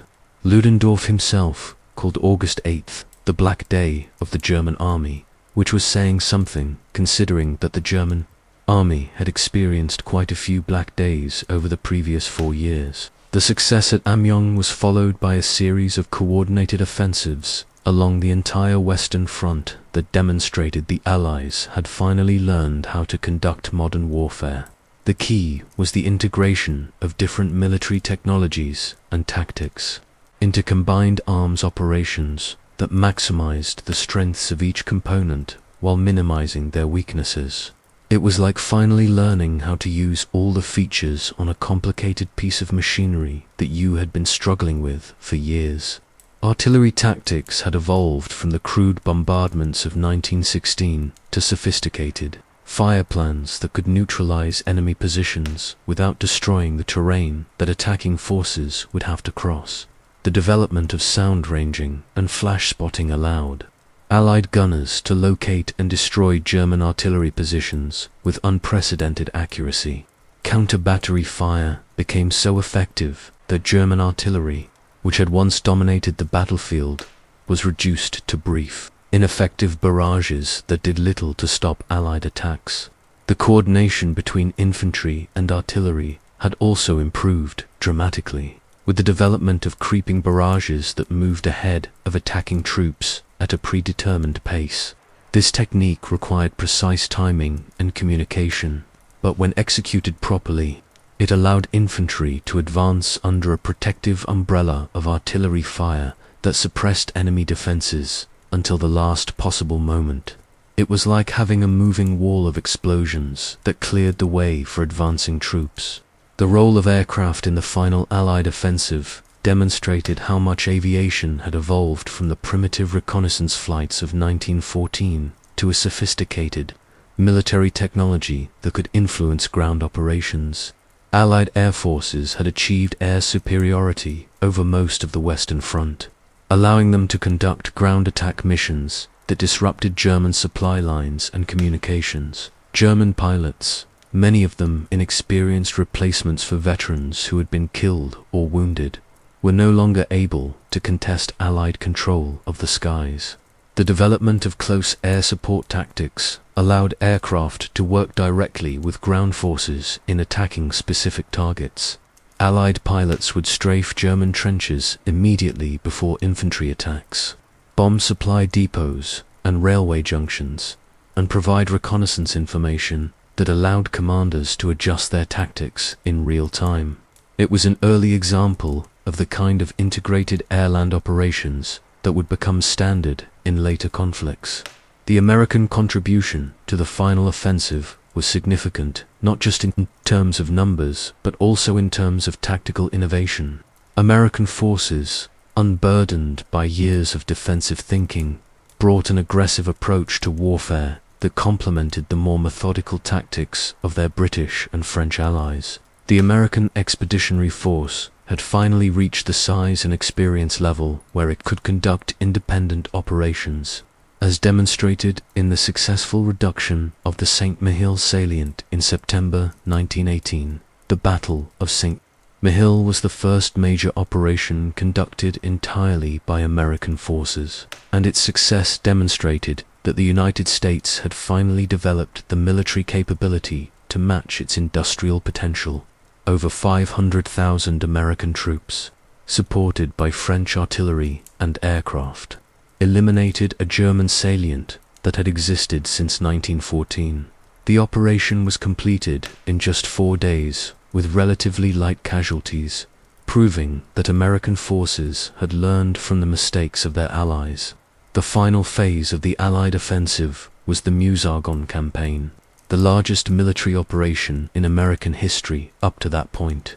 Over 1.2 million American troops participated in an offensive that lasted 47 days and cost over 100,000 American casualties. The campaign demonstrated both the potential and the limitations of American military power. American forces could achieve their objectives through sheer determination and superior resources, but they still lacked the tactical sophistication of more experienced armies. The German response to the Allied offensive revealed the extent to which their military situation had deteriorated. German divisions that had once been among the finest fighting forces in the world were now reduced to skeleton units filled with teenagers and old men who had minimal training and even less enthusiasm for continuing the fight. German supply lines, already strained by years of blockade and the demands of the spring offensive, were breaking down completely under the pressure of continuous Allied attacks. The collapse of German morale was as significant as the collapse of their military position. German soldiers were surrendering in unprecedented numbers, often without putting up significant resistance. Entire units were abandoning their positions and retreating without orders, while others were simply refusing to fight. The German army, which had been the most disciplined and effective military force in the world, was disintegrating under the combined pressure of military defeat and social revolution. The success of the 100 Days Offensive was the result of 4 years of learning, adaptation, and technological development finally coming together in a coordinated effort that overwhelmed German defenses. The Allies had learned how to use their superior resources effectively, how to coordinate complex military operations, and how to maintain the kind of sustained offensive pressure that the German army could no longer resist. The German High Command, faced with the reality of inevitable defeat, began to seek ways to end the war before their army collapsed completely. The request for an armistice that would come in October 1918 was not the result of a sudden change of heart about the war's objectives, but rather the recognition that continuing to fight would only make the eventual defeat more catastrophic. The 100 Days had demonstrated that the Allies had finally figured out how to win, but the victory had come at an enormous cost. The final offensive had consumed hundreds of thousands of casualties and vast quantities of material resources, proving that even successful modern warfare was a form of organized destruction that consumed everything it touched. The end was finally in sight, but the price of victory would prove to be almost as devastating as the cost of the war itself. Chapter 16. The Home Front, when entire societies became war machines, while the soldiers in the trenches were busy discovering new and creative ways to kill each other. The civilian populations of the warring nations were conducting their own experiment in how completely a modern society could transform itself for the purpose of organized violence. The home front during World War I became a laboratory for total war, where the distinction between combatants and non-combatants disappeared faster than common sense at a political rally, and entire economies were reorganized around the single goal of producing enough weapons and supplies to keep the killing going for as long as possible. The concept of total war was not entirely new, but World War I was the first conflict where industrial societies demonstrated their full capacity for mobilizing every available resource in pursuit of military victory. It was like watching a peaceful neighborhood suddenly transform into a weapons factory, except the neighborhood was an entire continent and the weapons factory was producing enough ammunition to destroy several planets. The transformation of civilian economies for military purposes required a level of government intervention that would have been unthinkable in peacetime. Democratic governments that had previously limited their activities to collecting taxes and delivering mail suddenly found themselves controlling production quotas, setting wages, rationing food, and deciding which industries were essential for the war effort. It was like asking a small-town mayor to suddenly manage a multinational corporation, except the corporation's only product was death, and the shareholders were demanding maximum returns. In Britain, the Defence of the Realm Act gave the government powers that would have made medieval monarchs jealous.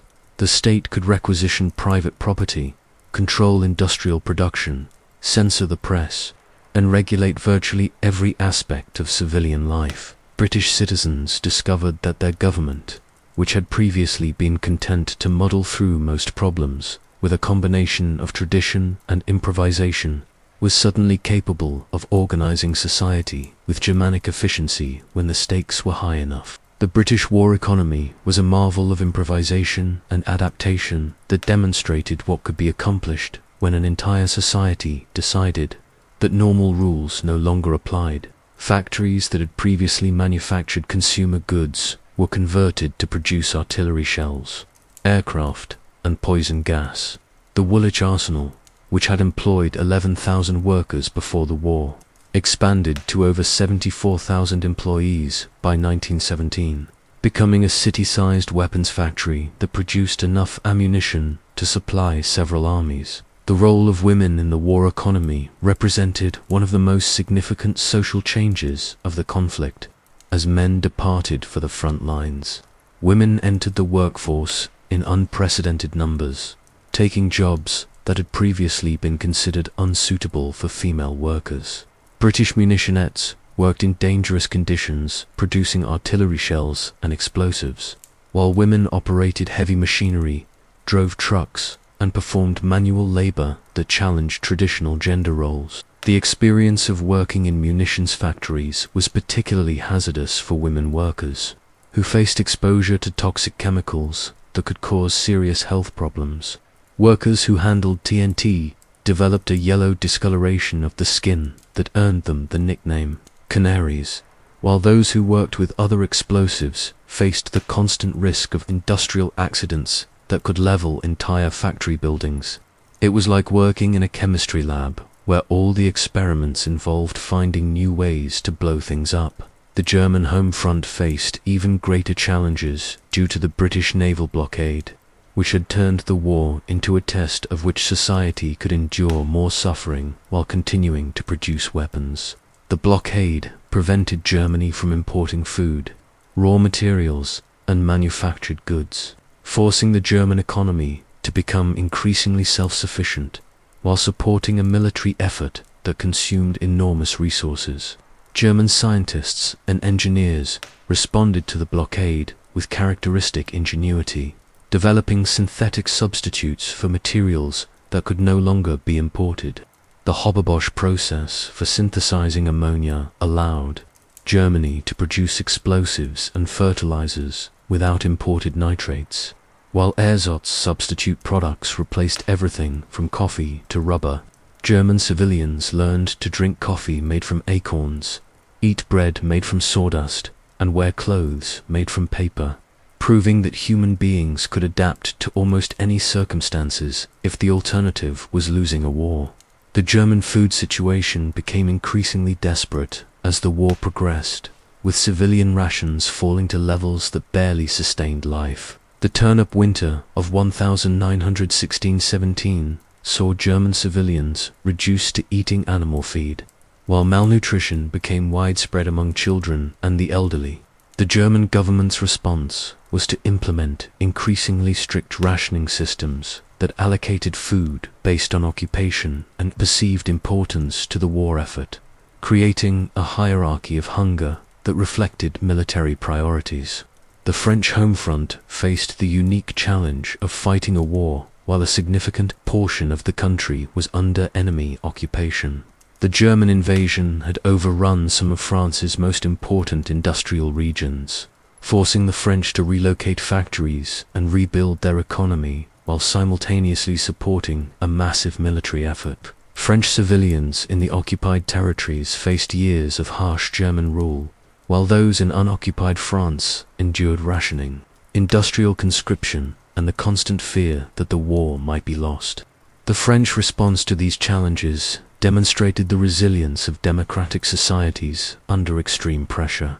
French factories were converted to military production with remarkable speed, while the government implemented economic controls that would have been unthinkable before the war. French women entered the workforce in large numbers, taking jobs in munitions factories, farms, and transportation, while maintaining the morale that was essential for continued resistance.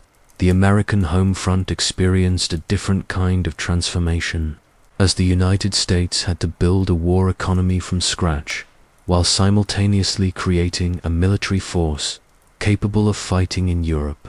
American industry, which had been producing consumer goods and peacetime exports, was rapidly converted to military production on a scale that dwarfed anything previously attempted. The result was an economic mobilization that demonstrated the enormous productive capacity of American industry when properly organized. The American war economy was characterized by the kind of systematic efficiency that had made American industry famous, except instead of producing automobiles and consumer goods, The factories were producing weapons and military equipment. The shipbuilding industry expanded so rapidly that American shipyards were launching new vessels faster than German submarines could sink them, while aircraft production increased from a few dozen planes per year to thousands per month. The social impact of the war on American society was profound, accelerating changes that had been developing for decades. The Great Migration saw hundreds of thousands of African Americans move from the rural South to industrial cities in the North, seeking employment in war industries and escaping the restrictions of Jim Crow laws. Women entered the workforce in unprecedented numbers, while immigrants from dozens of countries found themselves working together in factories and shipyards. The propaganda efforts of all the warring nations represented a new form of warfare that targeted civilian morale rather than military positions. Governments discovered that modern wars required not just the mobilization of economic resources, but also the manipulation of public opinion on a scale that had never been attempted before. Propaganda posters, films, and publications portrayed the enemy in terms that would have impressed medieval demonologists, while encouraging civilians to make ever greater sacrifices for the war effort. The British propaganda effort was particularly sophisticated, combining appeals to patriotism with practical information about how civilians could contribute to the war effort. British posters encouraged citizens to buy war bonds, conserve food, and report suspicious activities, while portraying the war as a struggle between civilization and barbarism. The famous "Your Country Needs You" poster featuring Lord Kitchener became an iconic image that was copied by other nations throughout the war. German propaganda faced the more difficult task of maintaining civilian morale while the country was slowly being strangled by the Allied blockade. German posters emphasized the defensive nature of the war and the need to resist Allied attempts to destroy German culture and independence. However, the reality of food shortages and military defeats made it increasingly difficult to maintain the fiction that Germany was winning the war. The rationing systems implemented by all the warring nations represented a form of economic planning that had never been attempted in peacetime. Governments had to determine how much food, fuel, and raw materials were available, allocate these resources between military and civilian needs, and ensure that the distribution system functioned efficiently despite the disruptions of war. It was like trying to manage the economy of an entire country using the organizational principles of a military quartermaster corps. The psychological impact of total war on civilian populations was as significant as its economic effects. Civilians who had previously been spectators to military conflicts found themselves directly involved in a struggle that affected every aspect of their daily lives. The distinction between the front lines and the home front had largely disappeared, creating a situation where entire societies were mobilized for warfare in ways that had never been seen before. The experience of the home front during World War I demonstrated that modern industrial societies possessed an enormous capacity for organization and sacrifice when faced with existential threats. However, it also revealed the fragility of civilian life when subjected to the pressures of total war, and the ease with which democratic governments could assume authoritarian powers when circumstances seemed to require it. The transformation of entire societies into war machines had been accomplished, but the cost would prove to be almost as devastating as the military casualties.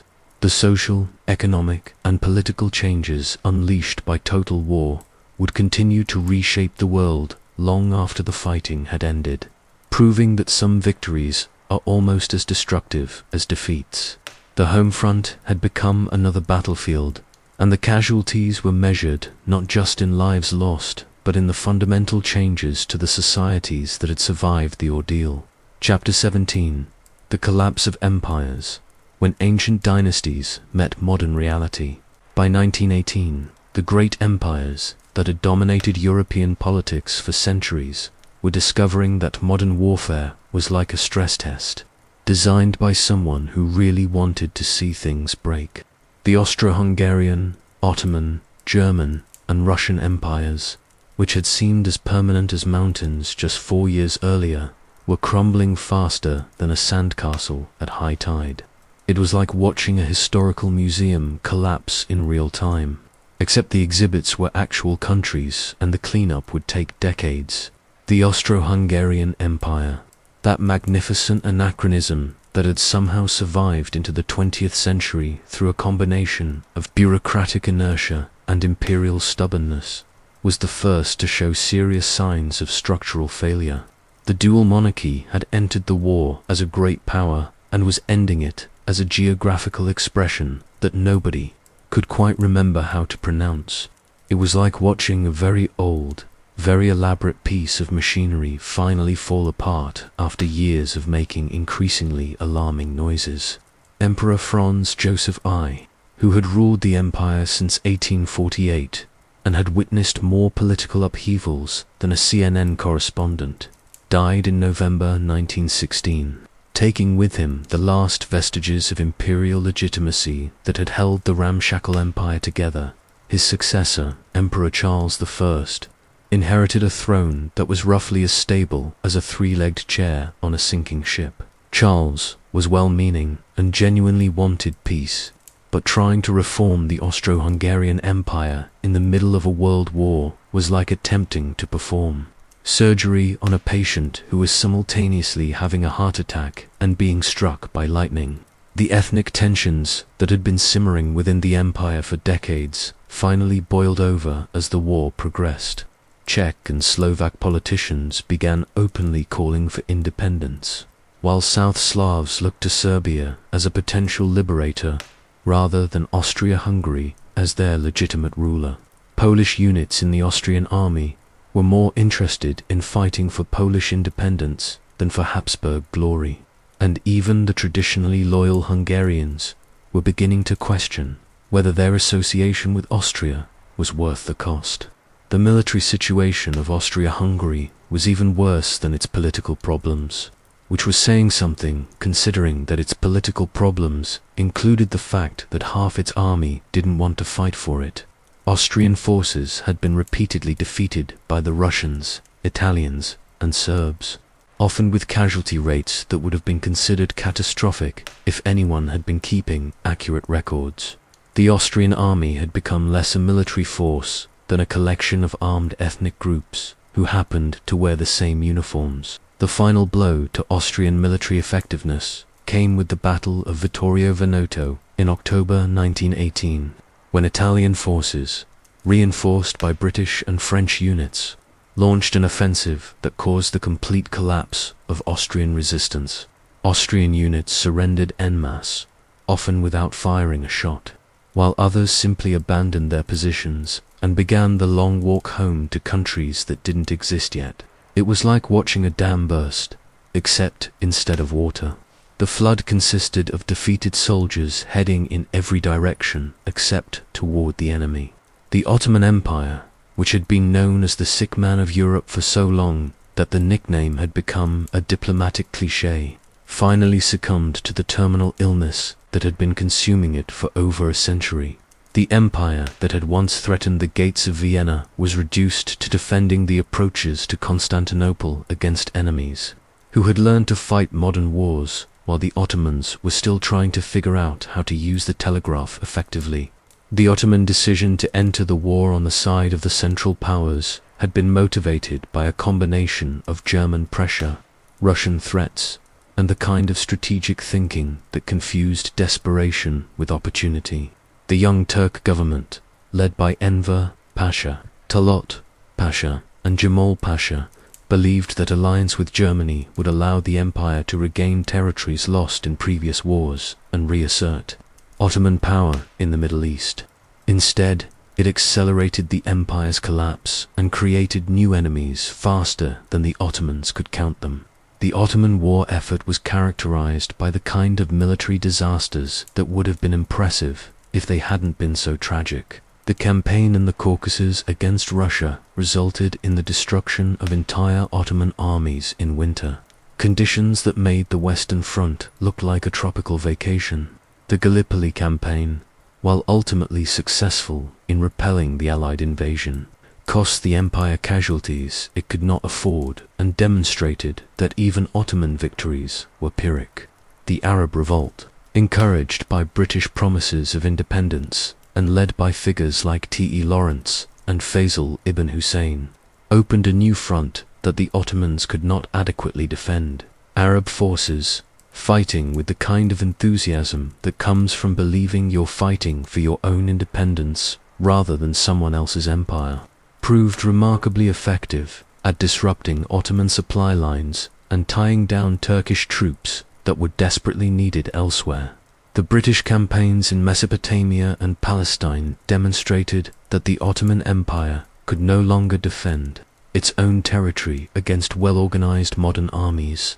British forces, initially defeated at places like Kut al-Amara, eventually learned how to fight in desert conditions and began systematically dismantling Ottoman control over the Middle East.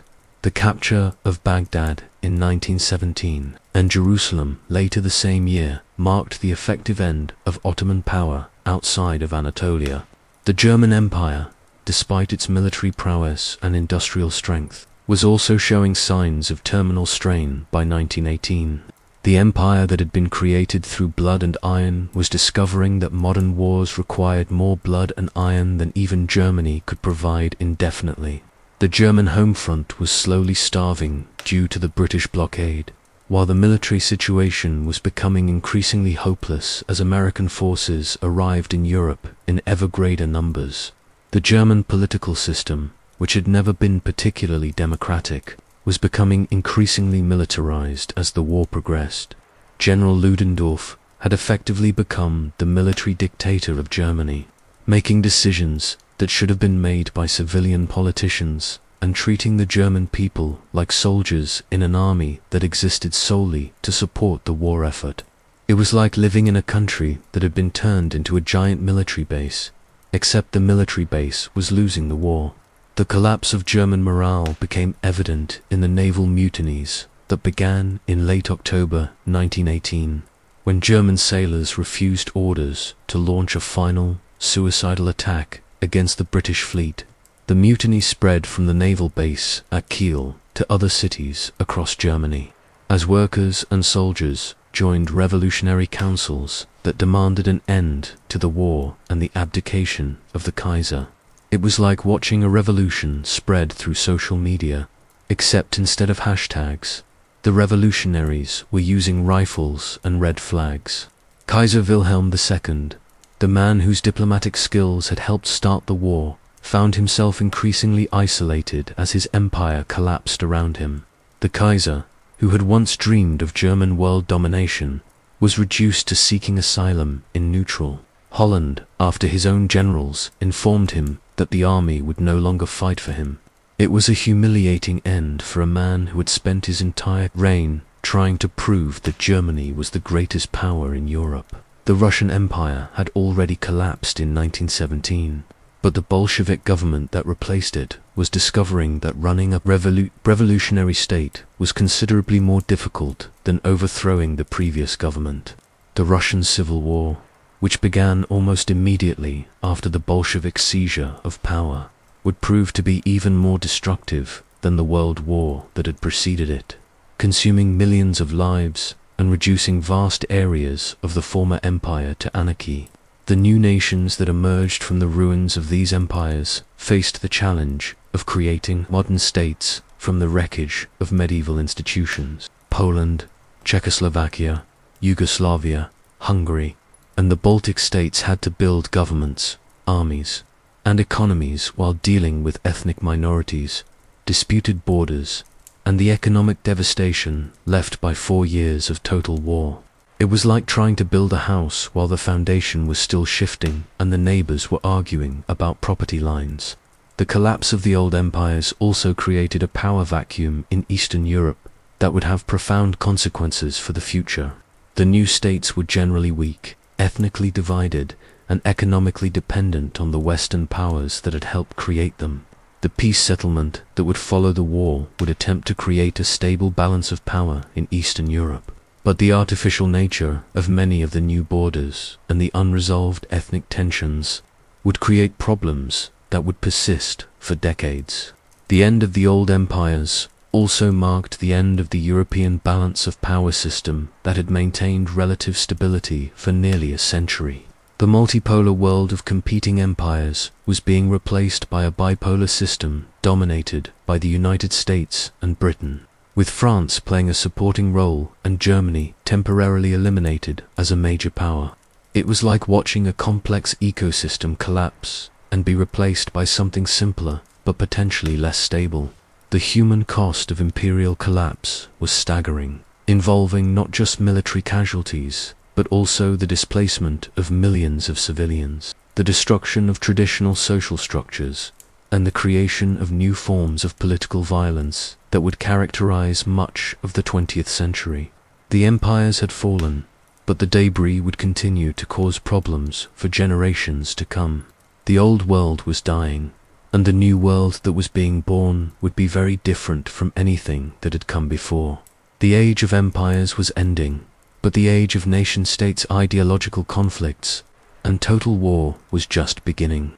The collapse had been spectacular, but the cleanup would take the rest of the century. Chapter 18: The Armistice. When the guns finally fell silent, by November 1918, the German High Command found itself in the position of a poker player who had been bluffing with a pair of twos and had just been called by someone holding a royal flush. The spring offensive had failed, the 100 Days had demonstrated Allied superiority, and the German army was disintegrating faster than a sandcastle in a hurricane. It was time to fold. But folding in a world war was considerably more complicated than walking away from a card game, especially when your opponents had spent 4 years developing very strong opinions about what should happen to people who started world wars. The German request for an armistice came not from a position of strength, but from the desperate recognition that continuing to fight would only make the inevitable defeat more catastrophic. General Ludendorff, who had effectively been running Germany as a military dictatorship, suddenly discovered that being in charge during a victory was much more enjoyable than being in charge during a collapse. On September 29, 1918, he informed the German government that the military situation was hopeless, and that Germany must seek an immediate armistice to prevent the complete destruction of the army.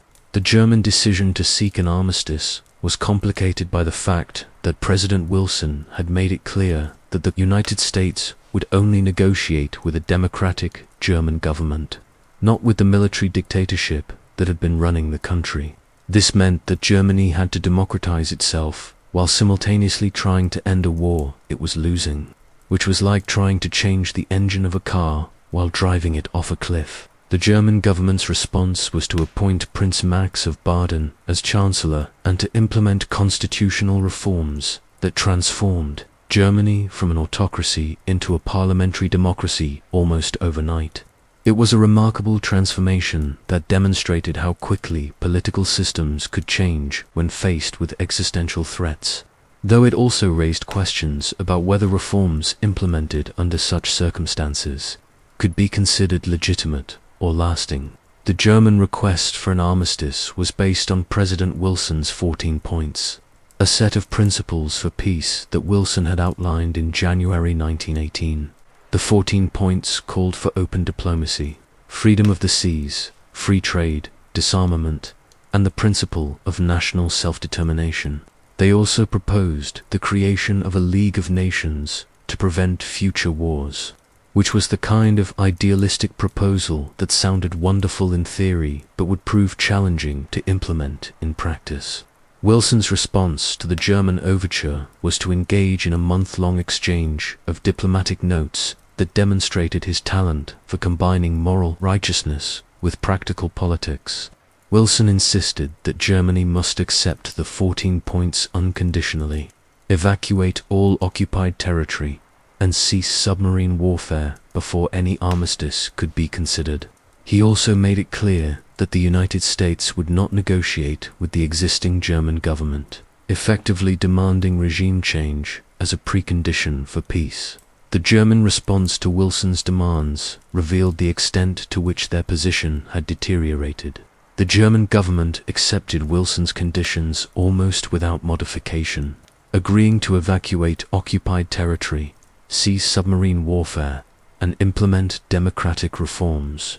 It was like watching someone agree to surrender their wallet, their car, and their house to avoid being beaten up. Except the beating had already been going on for 4 years. The final crisis came when Ludendorff, apparently suffering from some form of nervous breakdown, suddenly reversed his position and declared that Germany should continue fighting rather than accept the humiliating terms being offered by the Allies.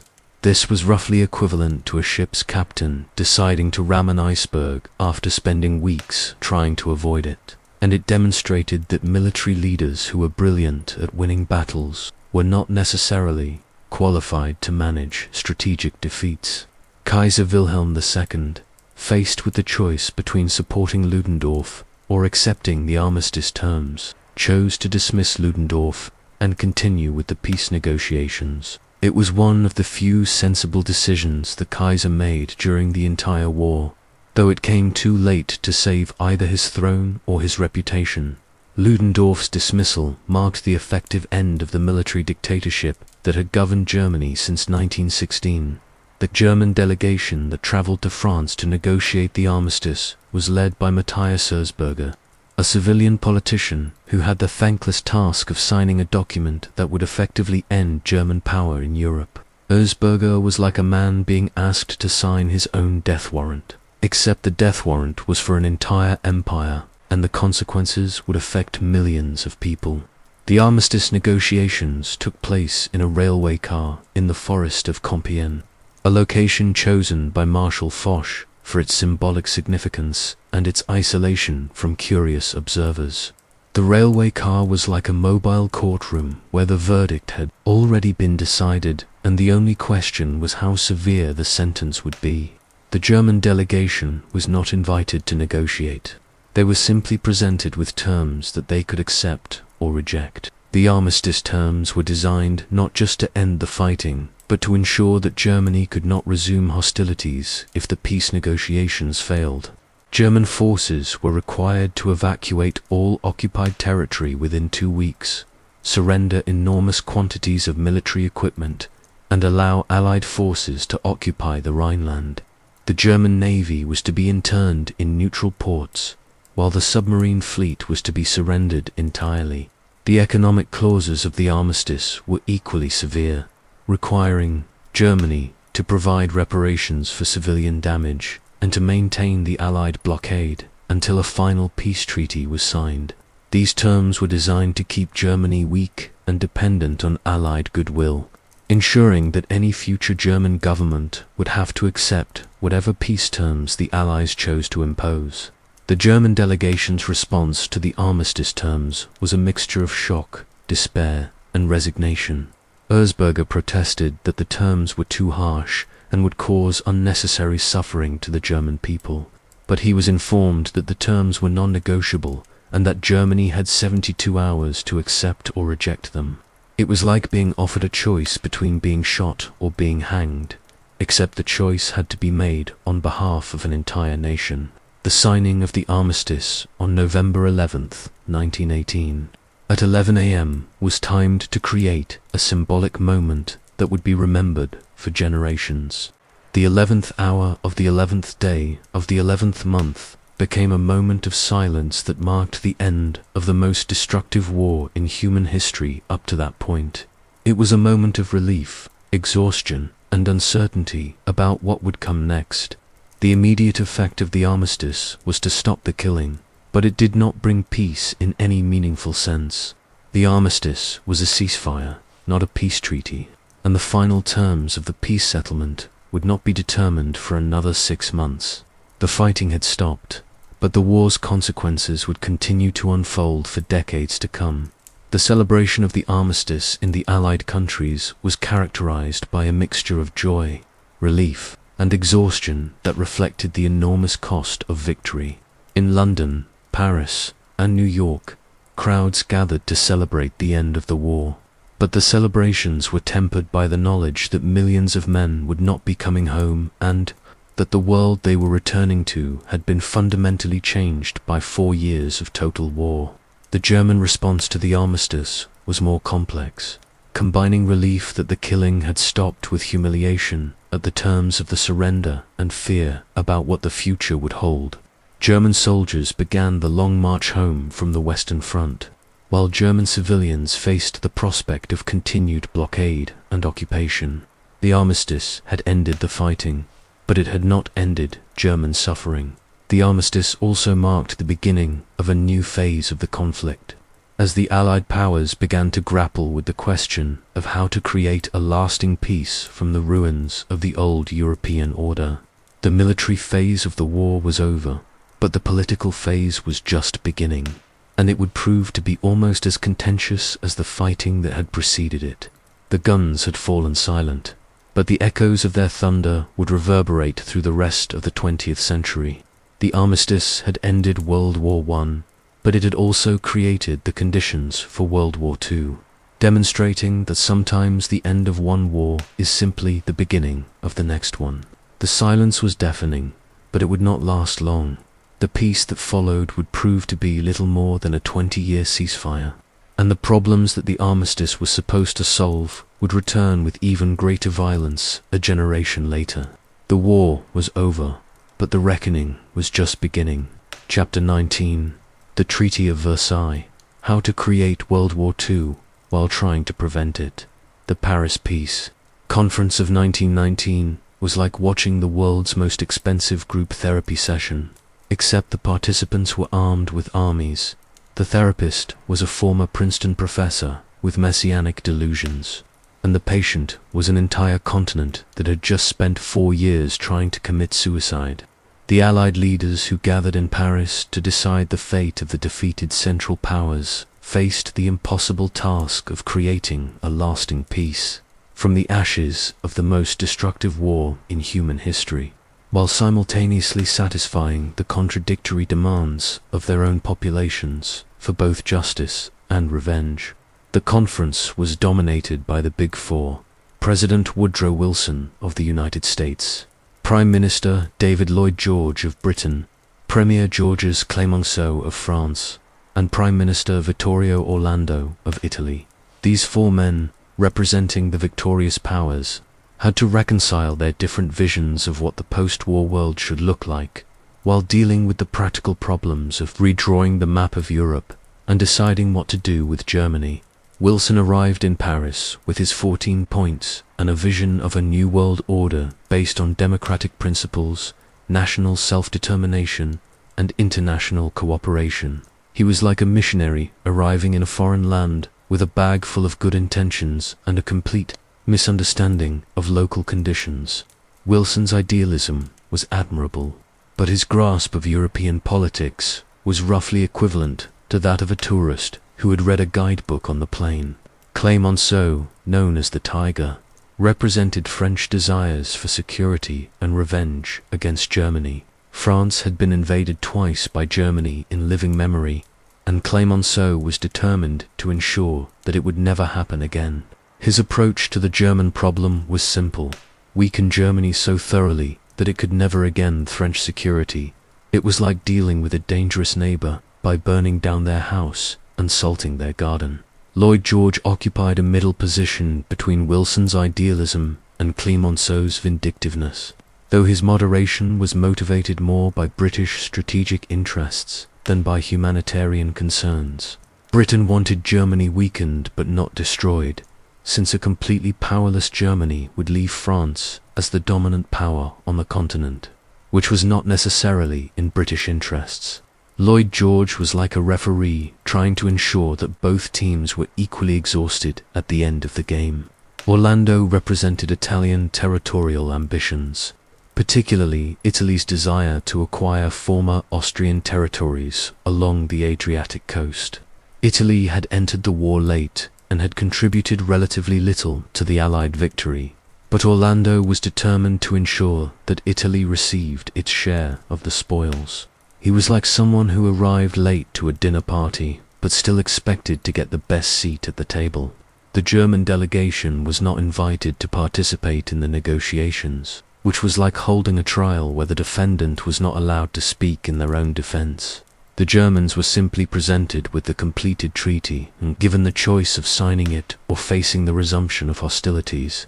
This approach ensured that the German government could never claim ownership of the peace settlement, making it easier for future German politicians to denounce the treaty as an imposed diktat.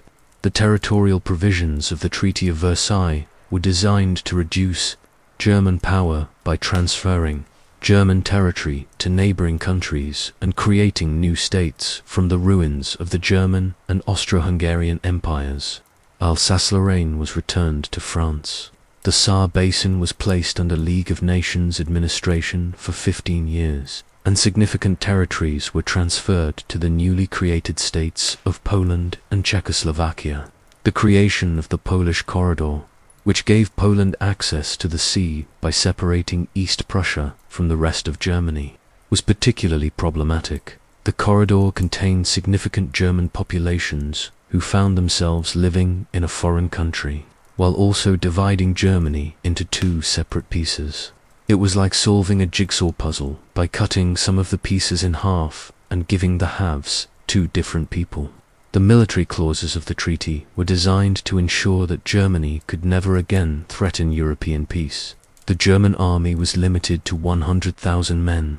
The navy was reduced to a coastal defense force, and Germany was forbidden from possessing tanks, military aircraft, or submarines. The Rhineland was to be permanently demilitarized and occupied by Allied forces for 15 years. These restrictions were like putting a straitjacket on someone and then expecting them to be grateful for the experience. The War Guilt Clause, Article 231, required Germany to accept full responsibility for the war and all the damage it had caused. This clause was included primarily to provide a legal justification for demanding reparations, but it became a source of enormous resentment in Germany. Forcing an entire nation to accept guilt for a war that had complex causes was like making one person apologize for a bar fight that had involved everyone in the establishment. The reparations clauses were perhaps the most controversial aspect of the treaty, requiring Germany to pay compensation for all civilian damage caused by the war. The exact amount was not specified in the treaty, but was to be determined later by a reparations commission. This approach was like buying a house without knowing the price, except the house was the entire German economy and the mortgage payments would continue for decades. The economic impact of the reparations would prove to be devastating for Germany and destabilizing for the entire European economy. The German government was forced to print money to meet its obligations, leading to hyperinflation that destroyed the savings of the middle class and created the economic chaos that would later be exploited by extremist political movements. It was like trying to cure a patient by bleeding them to death. The League of Nations, Wilson's pet project, was included in the treaty as the mechanism for maintaining international peace and security. The League was supposed to provide collective security against aggression and peaceful resolution of international disputes. However, the United States Senate refused to ratify American membership in the League, undermining its effectiveness from the beginning. It was like creating a fire department and then refusing to provide it with water. The treaty's treatment of the former German colonies was another source of controversy. Instead of granting independence to these territories, they were distributed among the Allied powers as mandates under League of Nations supervision. This system was supposed to prepare the territories for eventual independence, but in practice, it was simply a more polite form of colonialism. It was like promising to teach someone to swim by holding their head under water. The Austrian Treaty, signed at Saint-Germain, and the Hungarian Treaty, signed at Trianon, completed the dismemberment of the Austro-Hungarian Empire. Austria was reduced to a small, landlocked country and forbidden from uniting with Germany, while Hungary lost 2/3 of its territory and population. These treaties created new states, but also new ethnic minorities and border disputes that would plague Central Europe for decades. The Turkish treaty, signed at Sevres, was so harsh that it was never implemented. The treaty would have reduced Turkey to a small state in central Anatolia. But the Turkish nationalist movement, led by Mustafa Kemal, later Ataturk, rejected the treaty and fought a successful war of independence. The eventual Treaty of Lausanne in 1923 recognized Turkish sovereignty over most of Anatolia and established Turkey as a modern nation-state. The immediate reaction to the Treaty of Versailles was mixed. The Allied populations generally supported the treaty as a just punishment for German aggression, though many critics argued that it was either too harsh or not harsh enough. The German reaction was uniformly negative, with politicians across the political spectrum denouncing the treaty as a betrayal of Wilson's 14 points and a violation of the principles of justice and self-determination. The long-term consequences of the Treaty of Versailles were even more problematic than its immediate effects. The treaty created a Germany that was too weak to maintain stability in Central Europe, but too strong to be permanently suppressed. German resentment over the treaty's terms provided fertile ground for extremist movements that promised to restore German power and dignity. The treaty also failed to address the fundamental problem of how to integrate Germany into a stable European order.